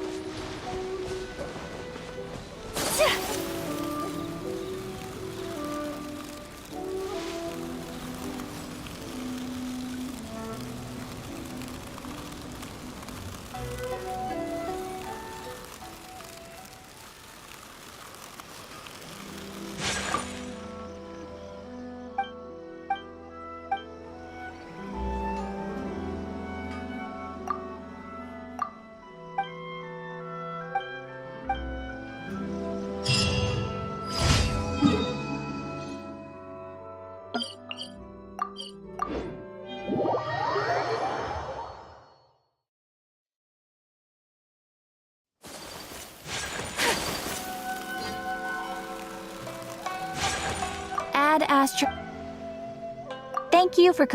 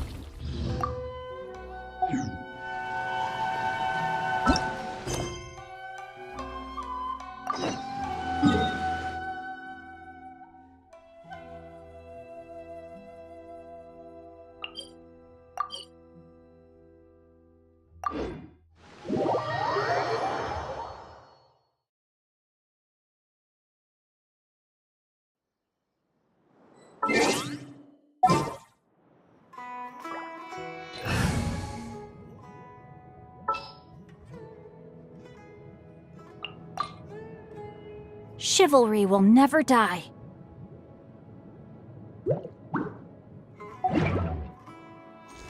Body and mind.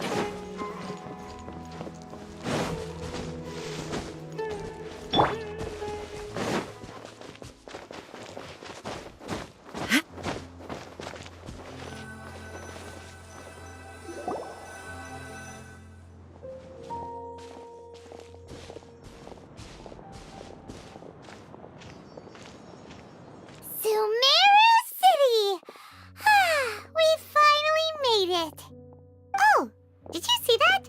When those people entered the city, something on their heads lit up. One moment, please, you two. It appears this is your first time visiting Sumeru City. Oh, yeah, that's right. But how did you know that? Because there's currently no information on either of you in the Akasha. But no need to worry, that won't prevent you from entering the city. In fact, the Academia conveniently provides each traveler to Sumeru City with a device. Perhaps you two have heard of the Akasha before. It's our beloved Greater Lord Rukkhadevata's lasting legacy, a treasure trove of collected knowledge. After centuries of tireless research on the Akasha, the Academia created one of its most ingenious inventions, the Akasha Terminal. As long as you are within Sumeru's borders, you may use an Akasha terminal to connect directly to the Akasha and access any knowledge you need. I should mention that due to technical limitations, the operation of Akasha terminals will be much smoother and more effective in large cities such as Sumeru City and Port Ormos. Oh, so this is the thing that Tainari was telling us about. It sounds pretty amazing.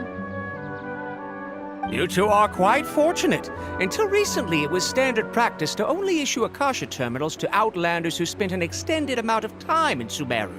However, this policy was recently changed, and now all travelers are issued one upon arrival. Here are your Akasha terminals. Please handle them with care.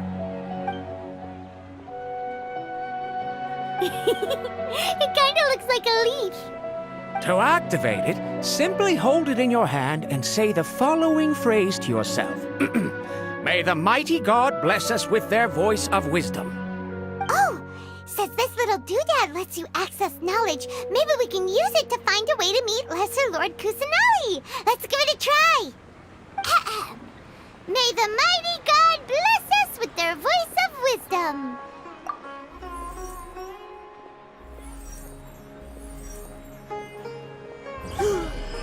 Whoa! Just now, something clicked, and Paimon suddenly knew how to use this thing. It seems all we need to do is concentrate on what we want to know, and bam! You get it! Oh, that'll come in real handy.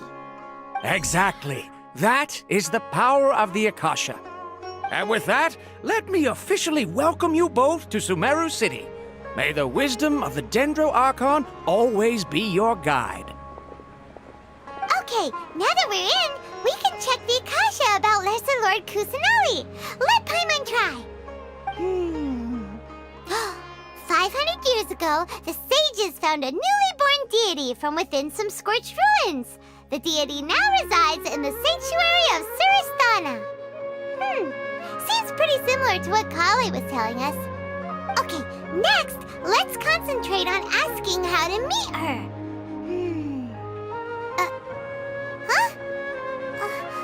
Paimon doesn't sense anything. Oh, come on! Ugh. Focusing on this question feels like when you have something you're trying to remember and it's on the tip of your tongue, but you just can't think of it. Ugh, Paimon's brain is exhausted. smart idea.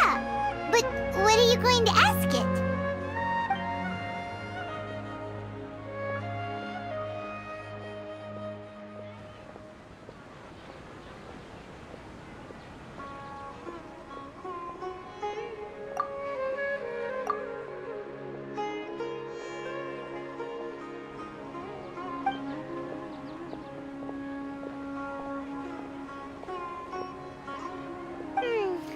You too? Well, glad it's not just Paimon.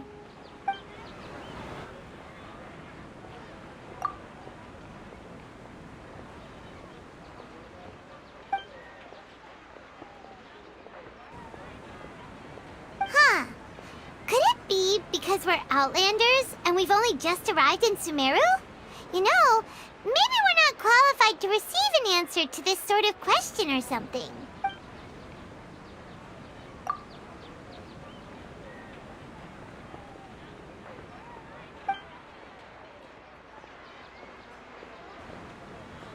Uh-oh.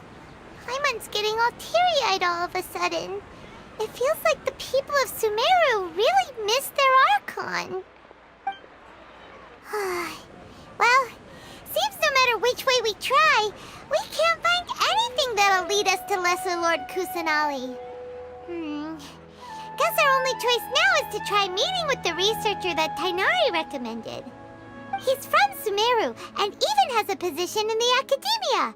Maybe he'll be able to access more info from the Akasha. Let's see. Tainari wrote an address on the letter's envelope. Oh, it's not far from the city's gate. Let's head over and have a look. Hopefully he's at... Hello, are you Rohawi? Yes, that's me. Can I help you? Great! You see, Tainari sent us here and... What? Tainari? Please, there's no need to say anything, really. Sure, I admit that the article I published last month wasn't my best work, and maybe the data didn't produce the most convincing results, but... Here! This is a letter from Tainari! Oh, let me see... Oh! Ooh, what a relief. You two nearly scared the life out of me. So you two just have some questions for me? Seems even Tainari acknowledges my innate ability for procuring information. So, what is it you two would like to know? We want to meet with Lesser Lord Kusanali. Do you know a way we can do that? You mean you want to meet the Dendro Archon herself? This isn't exactly my area of expertise, but let me see what I can find in the Akasha.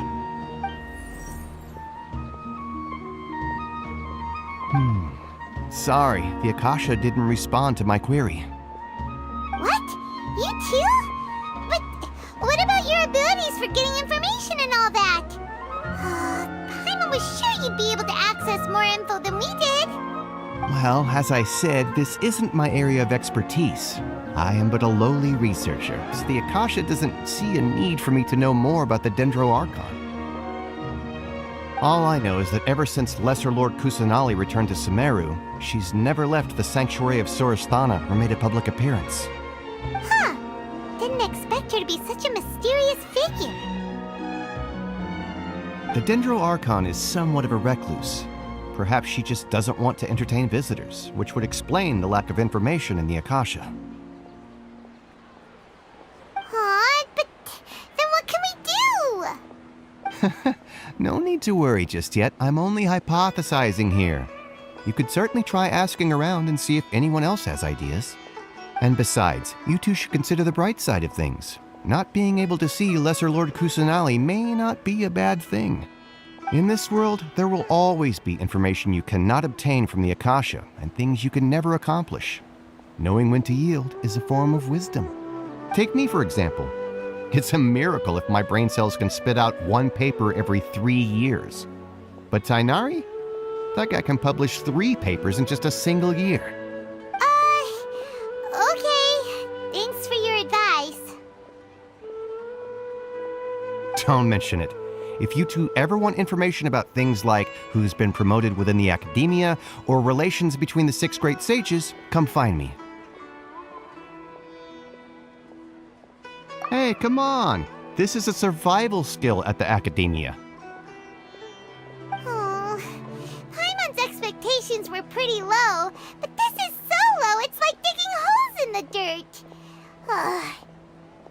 So what do we do now? Even if we want to talk to someone. Huh? Like who? Oh, you're right! Catherine! The Adventurers Guild has its own intel network. Let's hurry and find her.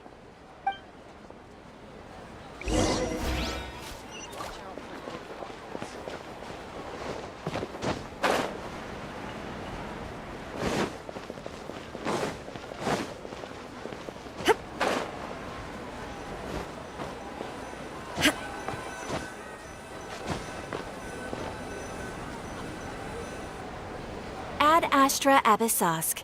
Hello, Traveler and Paimon. Catherine, we need your help with something. Understood. The Adventurers Guild is always ready to serve you. With what do you require assistance? We want to meet with Lesser Lord Kusanali. Do you know a way we can do that?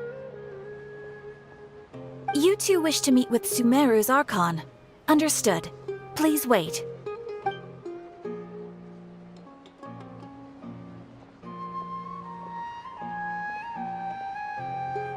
I apologize, but I am unable to call up any relevant information in the Akasha. I'm also unable to locate any pertinent information in my personal memory. Aww, another dead end. Well, if Catherine can't help us, then we really don't know anyone else to ask now. Please do not worry. I may know of someone who can help you two. In Sumeru, the Adventurers Guild does not serve as the vanguard of information. Rather, there are numerous active mercenary groups collectively known as the Eremites. They take on various contracts and work all across Sumeru, so they naturally accrue intelligence. An Eremite brigade called the Corps of 30 is in charge of Sumeru City's defenses. Not only are they the oldest brigade, but they are responsible for managing and coordinating the affairs of all other mercenary brigades. Corps of 30? What a weird name. Supposedly, they are named as such because their ranks numbered 30 at their inception. Asfand, an advisor with the Corps of 30, maintains good relations with the Adventurers Guild.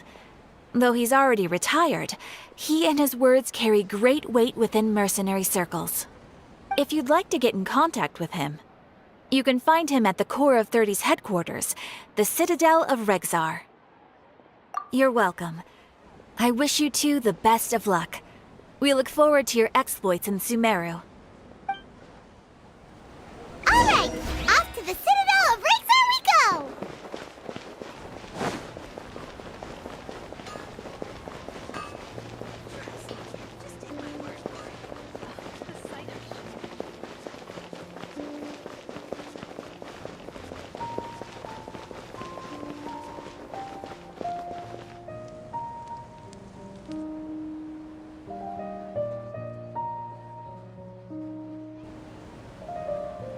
Welcome. The Adventurers Guild told me to expect you two. It's nice to meet you, Asfand. We'd like to ask you about something.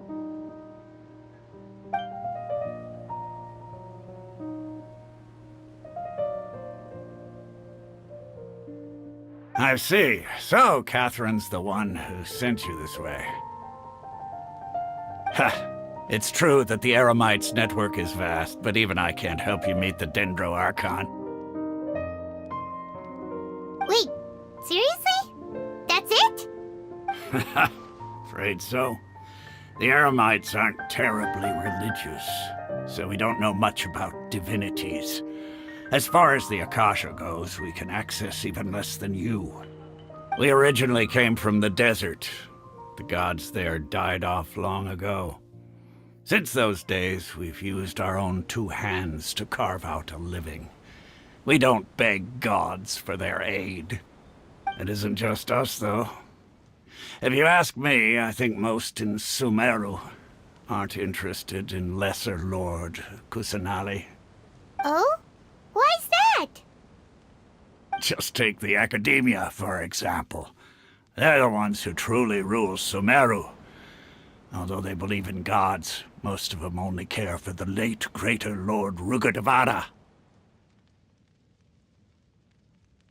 In their eyes, she was the one who founded Sumeru and gifted us with the Akasha. Lesser Lord Kusanali just happened to inherit her legacy. Because of the Academia's influence, most citizens are more familiar with Greater Lord Rugudevada and hold her in greater esteem.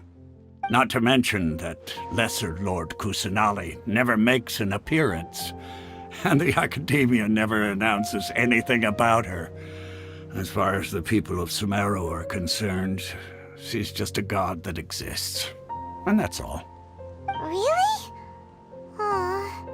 After hearing all of that, Paimon sort of feels bad for Lesser Lord Kusanali.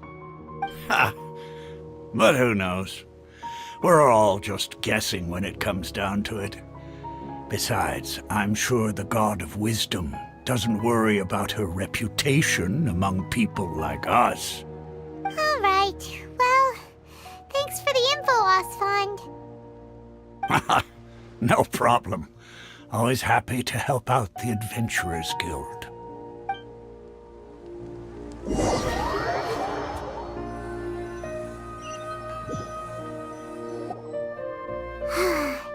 Seems Osfond was right about most people's attitudes here. Not only are they not interested in the Dendro Archon, they even say stuff like, if the Akasha doesn't think I should know, then I don't need to know about it. We've been asking for information non-stop ever since we got to Sumeru. But the harder we try, the more helpless everything seems. Isn't there at least one person in this entire city who cares about Lesser Lord Kusanali? Oh, you two are interested in Lesser Lord Kusanali? Huh? Who are you? From the sound of it, you two are Outlanders who recently arrived here. You've been asking around for information on Lesser Lord Kusanali, right?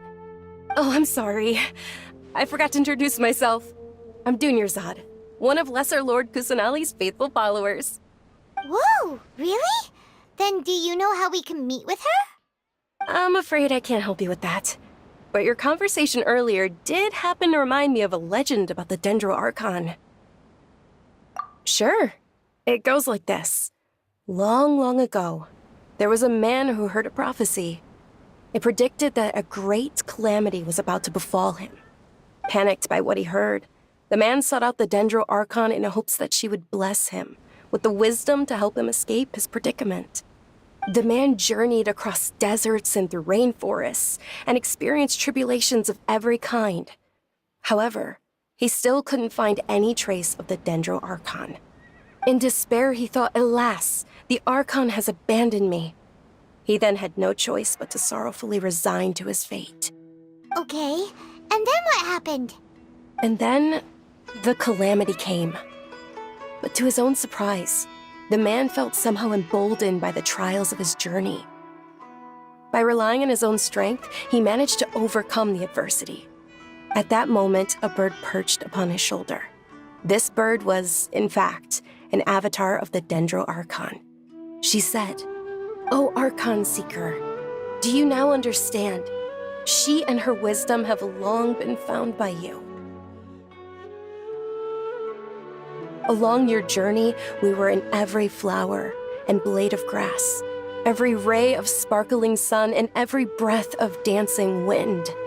So long as you continue to think and ponder, we'll be wherever you go."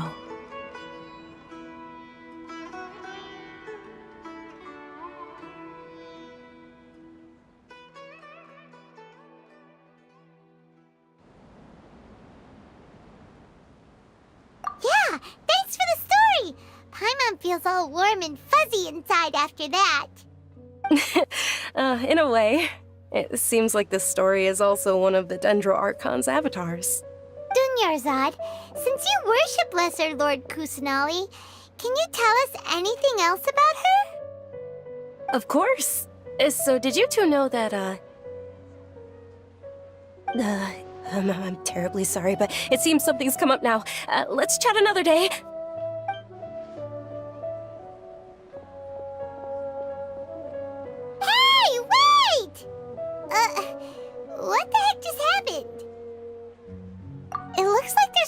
looking for someone. Dunyarzad was acting super nervous just now. Ugh, this stinks! We finally managed to find a lead about Lesser Lord Kusanali! We can't... Let's see if we can get rid of them. Then we can catch up with Dunyarzad. Hey, have you two seen a brown-haired girl wearing a purple top and a long blue dress? We're looking for her.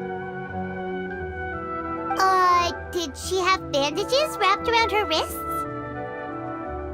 Yes, that's her. Did you see which direction she went? Yeah, she went that way. Quick, after her!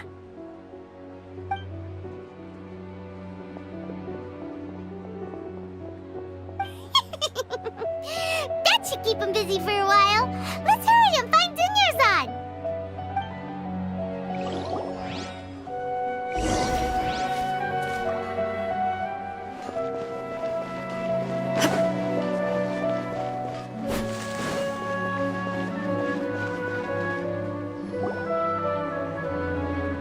There you are, Dunyarzad. We thought you might have been long gone by now. Oh, it's you two. Oh, you startled me there. You can relax now. We threw those people looking for you off the trail. Really? Thank you so much. Unfortunately, I believe there's still more of them out there looking for me. Uh-oh, looks like there's some coming this way. Huh? More of them? Then what are we standing here for? Run! No, wait, my body isn't in the best shape. It's difficult for me to run. Okay, sounds good. There's a tavern on the other side of the port we can go to. They probably wouldn't expect me to hide in a place like that. All right, let's move out. Stay behind us. We'll keep an eye out for anyone looking for you.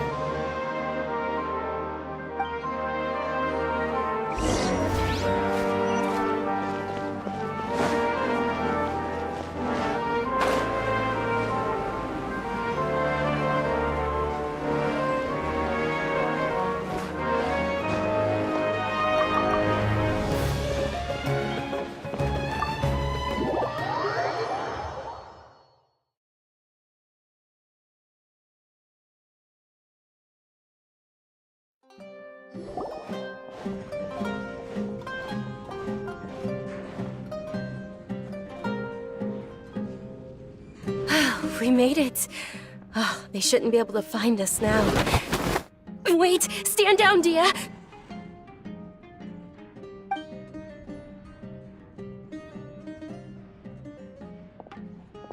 My lady, who are these two? They're travelers that I met on the street just a moment ago. They happened to notice that you were all searching for me, so they helped me hide. I see. In that case, you two should scram. There's nothing here for you. Wait a sec! Who the heck are you? And why are you shooing us away? I'm Miss Dunyarzad's bodyguard, here to see that she returns home safe and sound. My lady, let's get going. You've been gone for so long that your parents are worrying themselves sick. And if I refuse to go with you? It'd be easier for the both of us if you cooperated. But if you insist on not going, then I'll have to carry you like a sack of potatoes. Hey!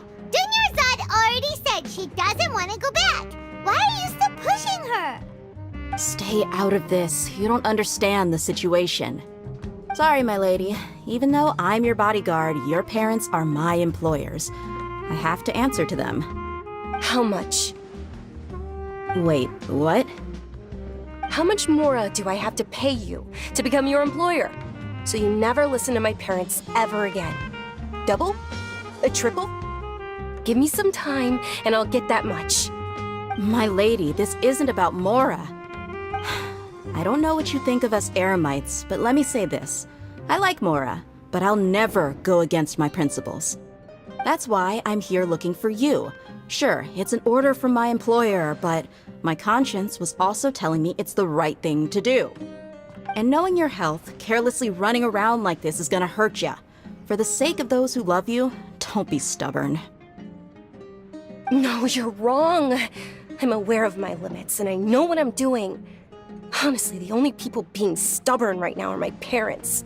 And they know perfectly well that it makes no difference if I'm at home or not. They still won't accept reality. And every time I bring this up, they just change the subject. Dia, you've been living with us a long time already. This should be old news to you.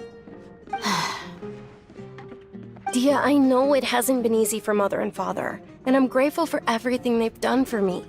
But there's someone else in this world I'm also grateful to. Because she saved me. The love I have for her is the same I have for my parents. This is my life and my last chance. So I want to do something meaningful.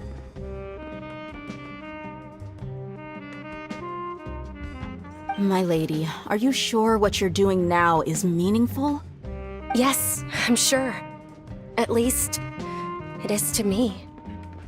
Fine, I won't ask you to return home anymore.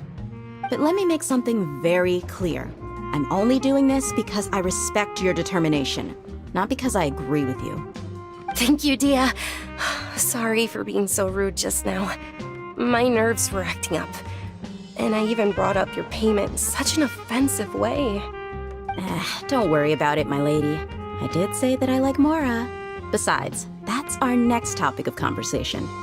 Today's little excursion caused such a ruckus that every single bodyguard at the estate was deployed.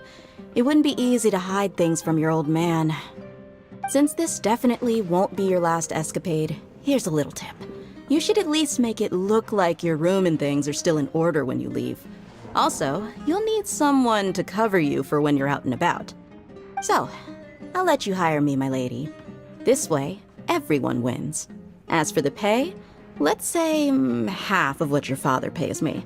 We can settle the bill when we return to the estate. Okay, deal. Yay! Looks like they've reached an understanding.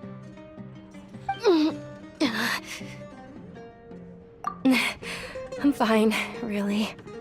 I just feel a little tired now that things have calmed down. My lady, stop trying to look tough. We're already in a tavern, so let's rest up and grab some grub. I'm sorry for worrying you two. If you don't mind, I'd like for you to join us. Sure! After you rest up, we want to hear more about Lesser Lord Kusanali.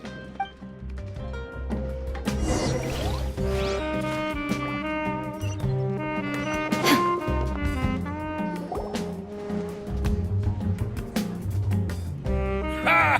Well, if it isn't Dia, haven't seen you in nearly half a year. Word on the street is that you're a bodyguard for the Homayani family now. Ha! Don't you find that kind of work boring? Nah, you get used to it. How about a menu over here? You got it. Huh? Isn't this little Miss Homayani herself? We don't get to serve personages like you very often. We'll be sure to prepare our very best. Thank you, sir, but there's no need. I don't have a lot of Mora on me, and I really ought to save as much as I can.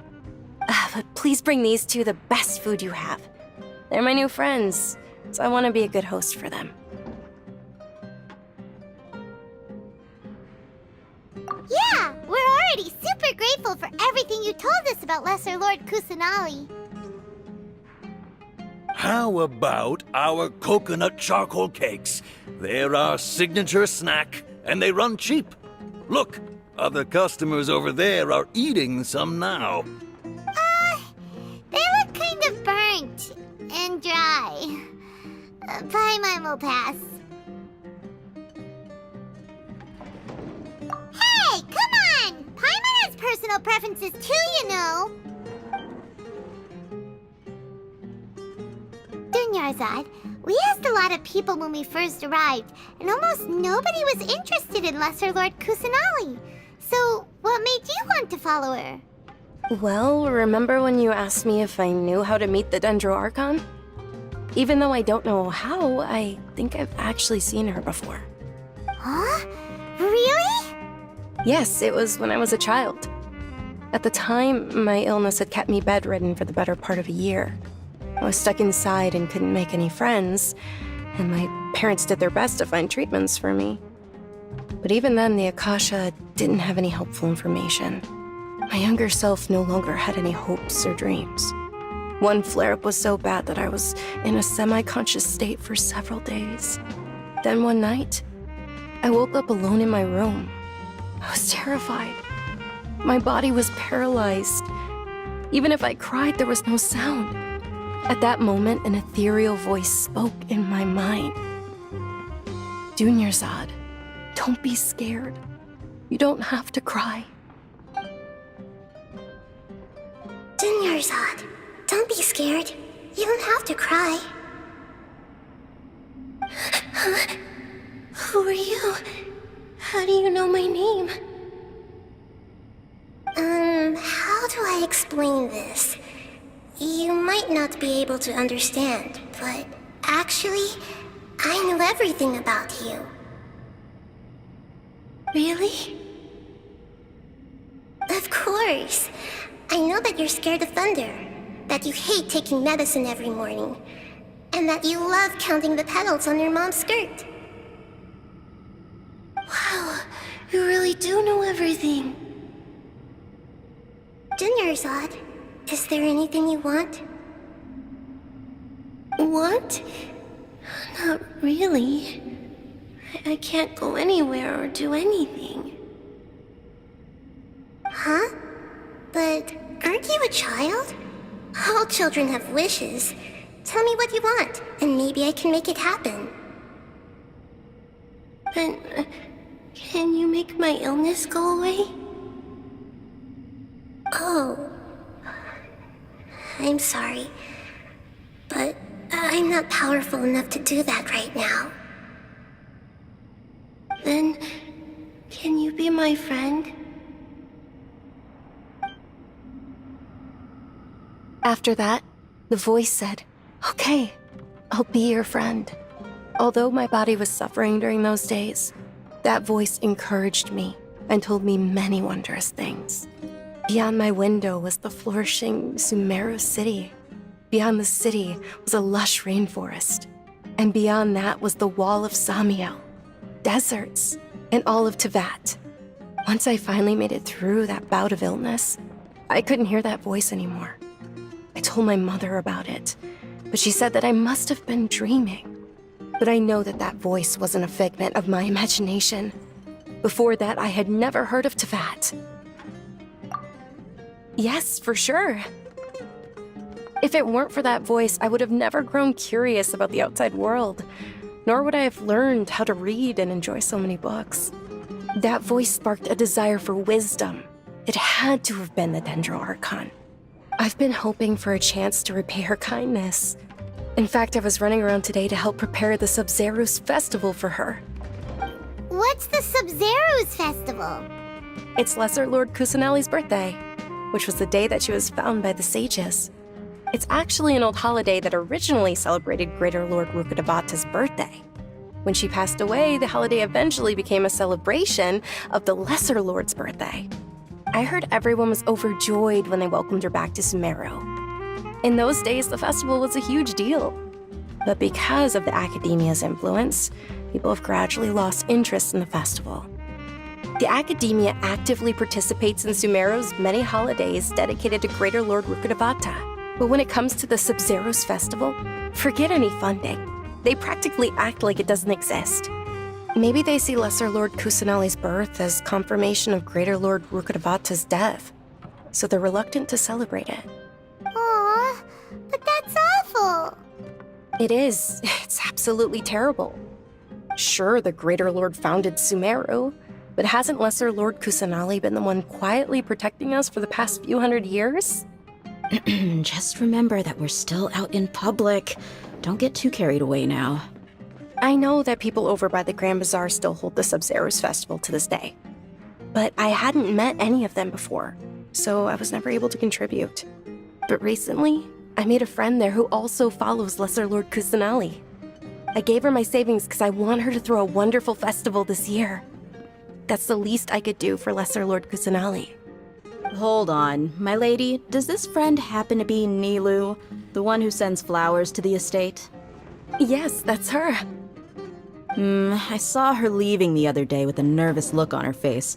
It seemed like she was hiding something in her arms. Did you give her something? Yes. Initially, I didn't have much more prepared, so I had Nilu sell one of my skirts. I've agreed with Nilu to meet up at the Grand Bazaar today and see how things are coming along. Dia, would you accompany me? Sure. That's quite the trip, though. I'll carry you. No, that would be too much, even for you. You might as well just accept the lift. If I let you walk, who knows how long it'll take us. And if anything happens to you, then I'd really never hear the end of it from your father. But of course! Nilu will be thrilled to hear there are more people interested in Lesser Lord Kusanali.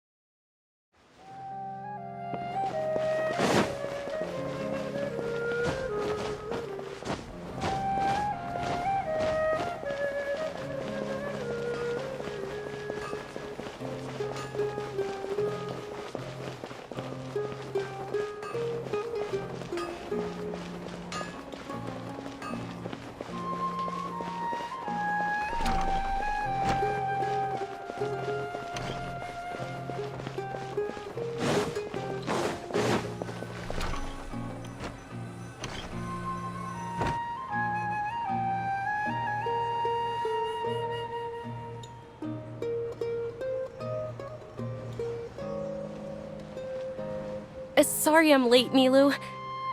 Oh, Dunyarzad.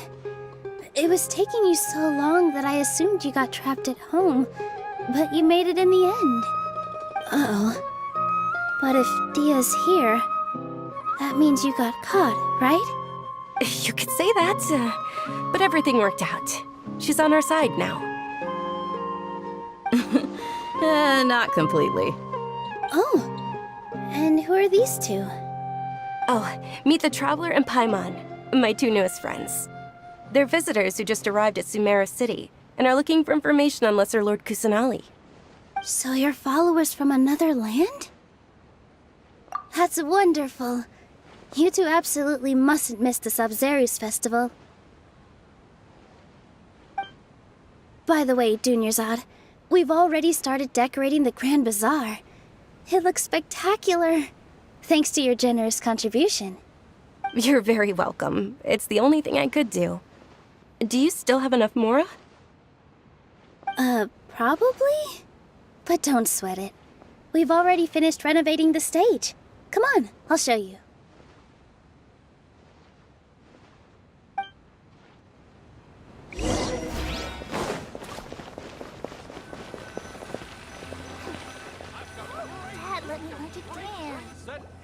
Wow!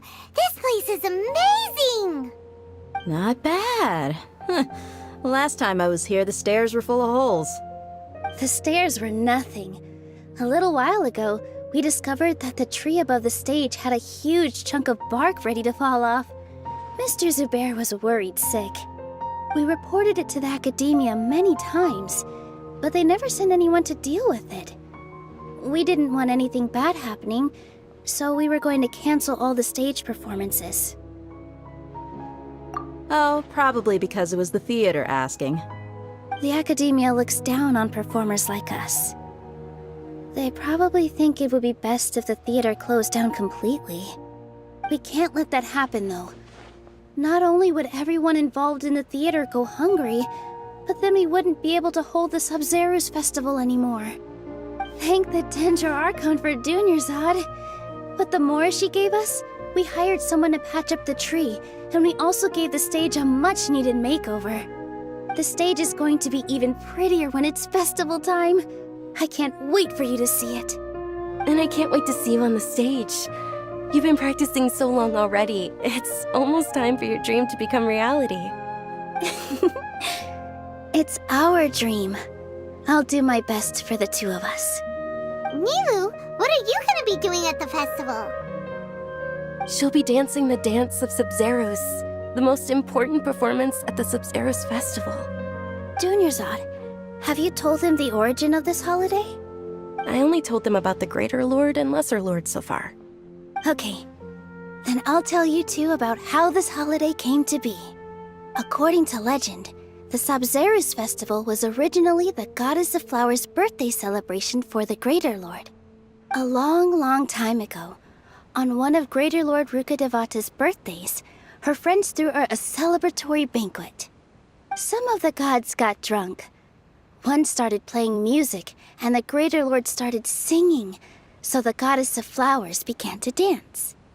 As she danced upon the grass, countless beautiful parisaras began to bloom wherever she stepped. Those brilliant purple flowers became her dazzling stage. All the gods clamored, "Oh, if only time could stop at this very moment." Of course they did. When people mention the gods, they always think of the Archon War. But Sumeru's gods also had happy times. Although they aren't around anymore, they're preserved in our tradition of dance. This outfit I'm wearing is apparently based on how the Goddess of Flowers looked. Though we're just tiny people compared to the Divine, we still have to do our best to make sure that the birthday girl feels loved on her special day. Nilu, you of all people will definitely be able to convey our well wishes to the Dendro Archon. I also noticed that you went the extra mile and scattered parisaras around the stage. They symbolize the Goddess of Flowers, after all. It's just a shame that all the real parisaras went extinct after her death. Yeah. The Greater Lord brought forth parisaras in memory of the Goddess of Flowers, but she ultimately could never truly replicate that beautiful purple. Thinking about the Goddess of Flowers dance makes me wish I could have seen it. If my stage were anything like that, I'd be thrilled if I had just 2 real parisaras on the stage. So, Traveler and Paimon, what do you think? Interested in the Sabzeruz festival? Will you two be coming? All of Lesser Lord Kusanali's followers will be there for her birthday. It'll be a good opportunity for you to learn more about her. Ooh, Paimon thinks that's a great idea! Hey, come on! There's nothing wrong with enjoying a festival. Besides, it's Lesser Lord Kusanali's birthday. She'll be happy to have more people who are celebrating it. So how about we all attend the Sabzeruz festival together? Dunyarzad, let me show you which stage decorations we've picked out so far. Traveler and Paimon, if that doesn't sound interesting to you, then feel free to explore the area. Everyone at the Grand Bazaar loves Lesser Lord Kusanali, and we're all looking forward to the Sabzeruz festival. In that case, we'll take a look around.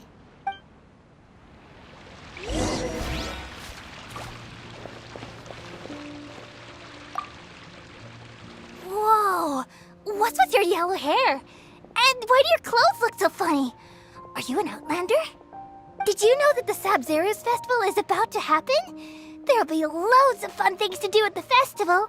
But the best part is when Ferris, the Knight of Flowers, passes out candy to everyone.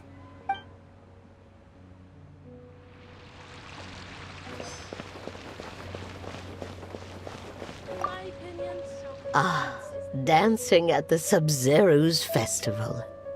You know, I also danced when I was younger. As a child, I even asked my grandmother why we performed the dance for the Lesser Lord when it was originally done to honor the Greater Lord. My grandmother said that Greater Lord Rukkhadevata is a beloved deity and honored by all. And Lesser Lord Kusanali is too. If the Goddess of Flowers ever knew Lesser Lord Kusanali, then she would certainly have wished to be her friend and hold celebrations for her too. The Sabzeruz festival has been losing its appeal over the years. That is, until a wealthy benefactor stepped in this year and brought the festival back to life. I heard she forked out a lot of mora to make it all happen.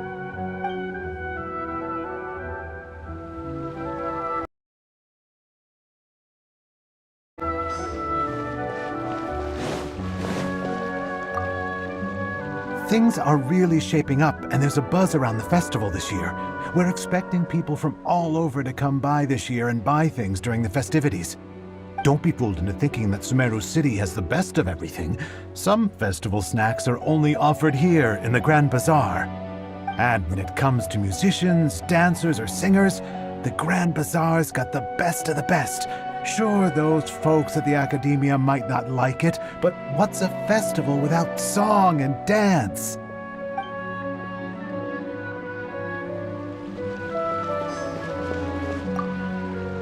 Huh. Revamping the stage for the festival couldn't have been easy, that's for sure.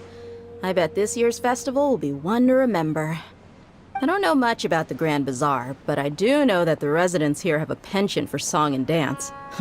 Two things that the Academia doesn't particularly approve of. Oh, and the perfume sold around here is a lot better than what you'll find else. I mean, that's,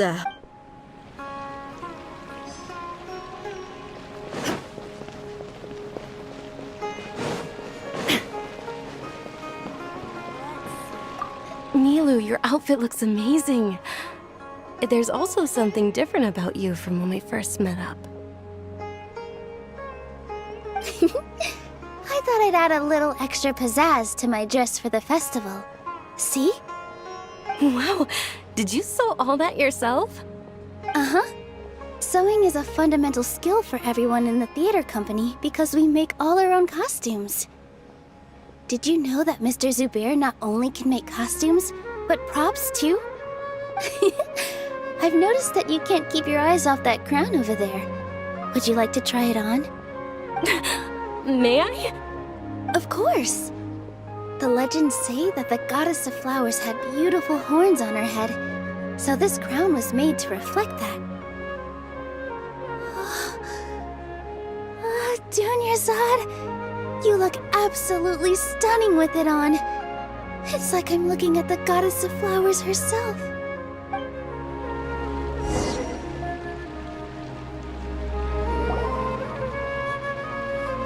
Hey! Is that who Paimon thinks it is? It looks like Catherine.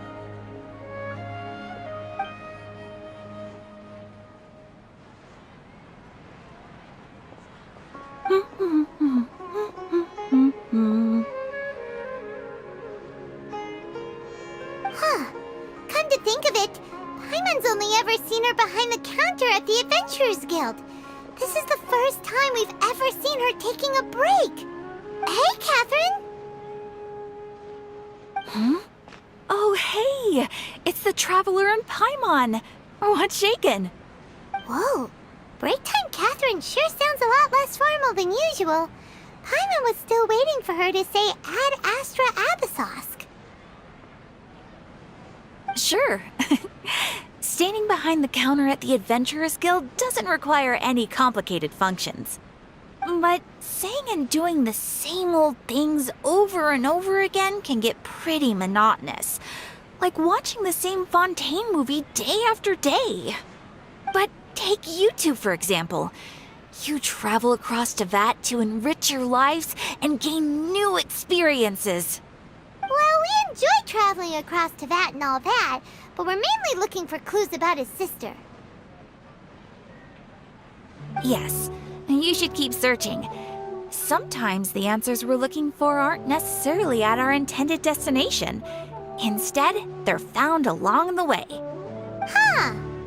Haven't we heard someone say something pretty similar recently?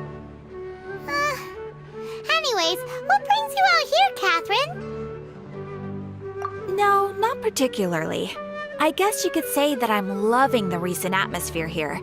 If festivals bring happiness to everyone, then that's where their true value lies. Oh, it looks like it's about time for me to be heading back now. Alright, we'll see you next time at the Adventurers Guild. Oh, by the way, thanks for connecting us with the Eremites. We've already made some great friends in Sumeru City thanks to you. I'm sure you two will get along well with the people here. You've already been blessed by the element of Dendro after all. See you around.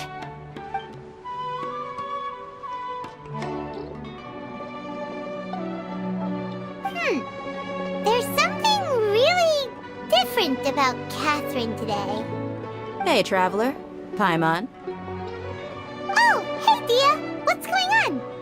I've got something to tell ya. My lady knows you're looking for ways to meet Lesser Lord Kusanali, and she's been trying to come up with a way to help you. Well, I have an idea that might help. Are you serious? We'd love that! It might not necessarily pan out, so don't get your hopes up too much. I'll need to take you two somewhere and ask someone some questions. My lady is feeling a little worn out at the moment. Nilu's found a place for her to rest. After I take my lady home, let's meet in front of the Citadel of Regzar. Sounds like a... Let's head over to the Citadel of Regzar and wait for Dia!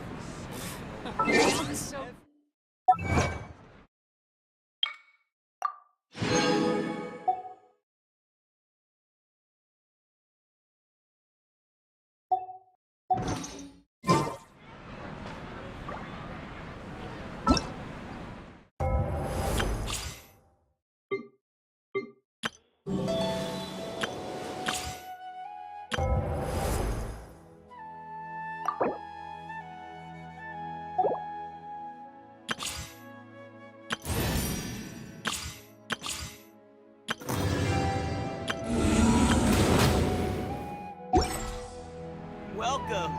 Get your spices here. We've got all kinds. I've got great food and great drinks that everyone can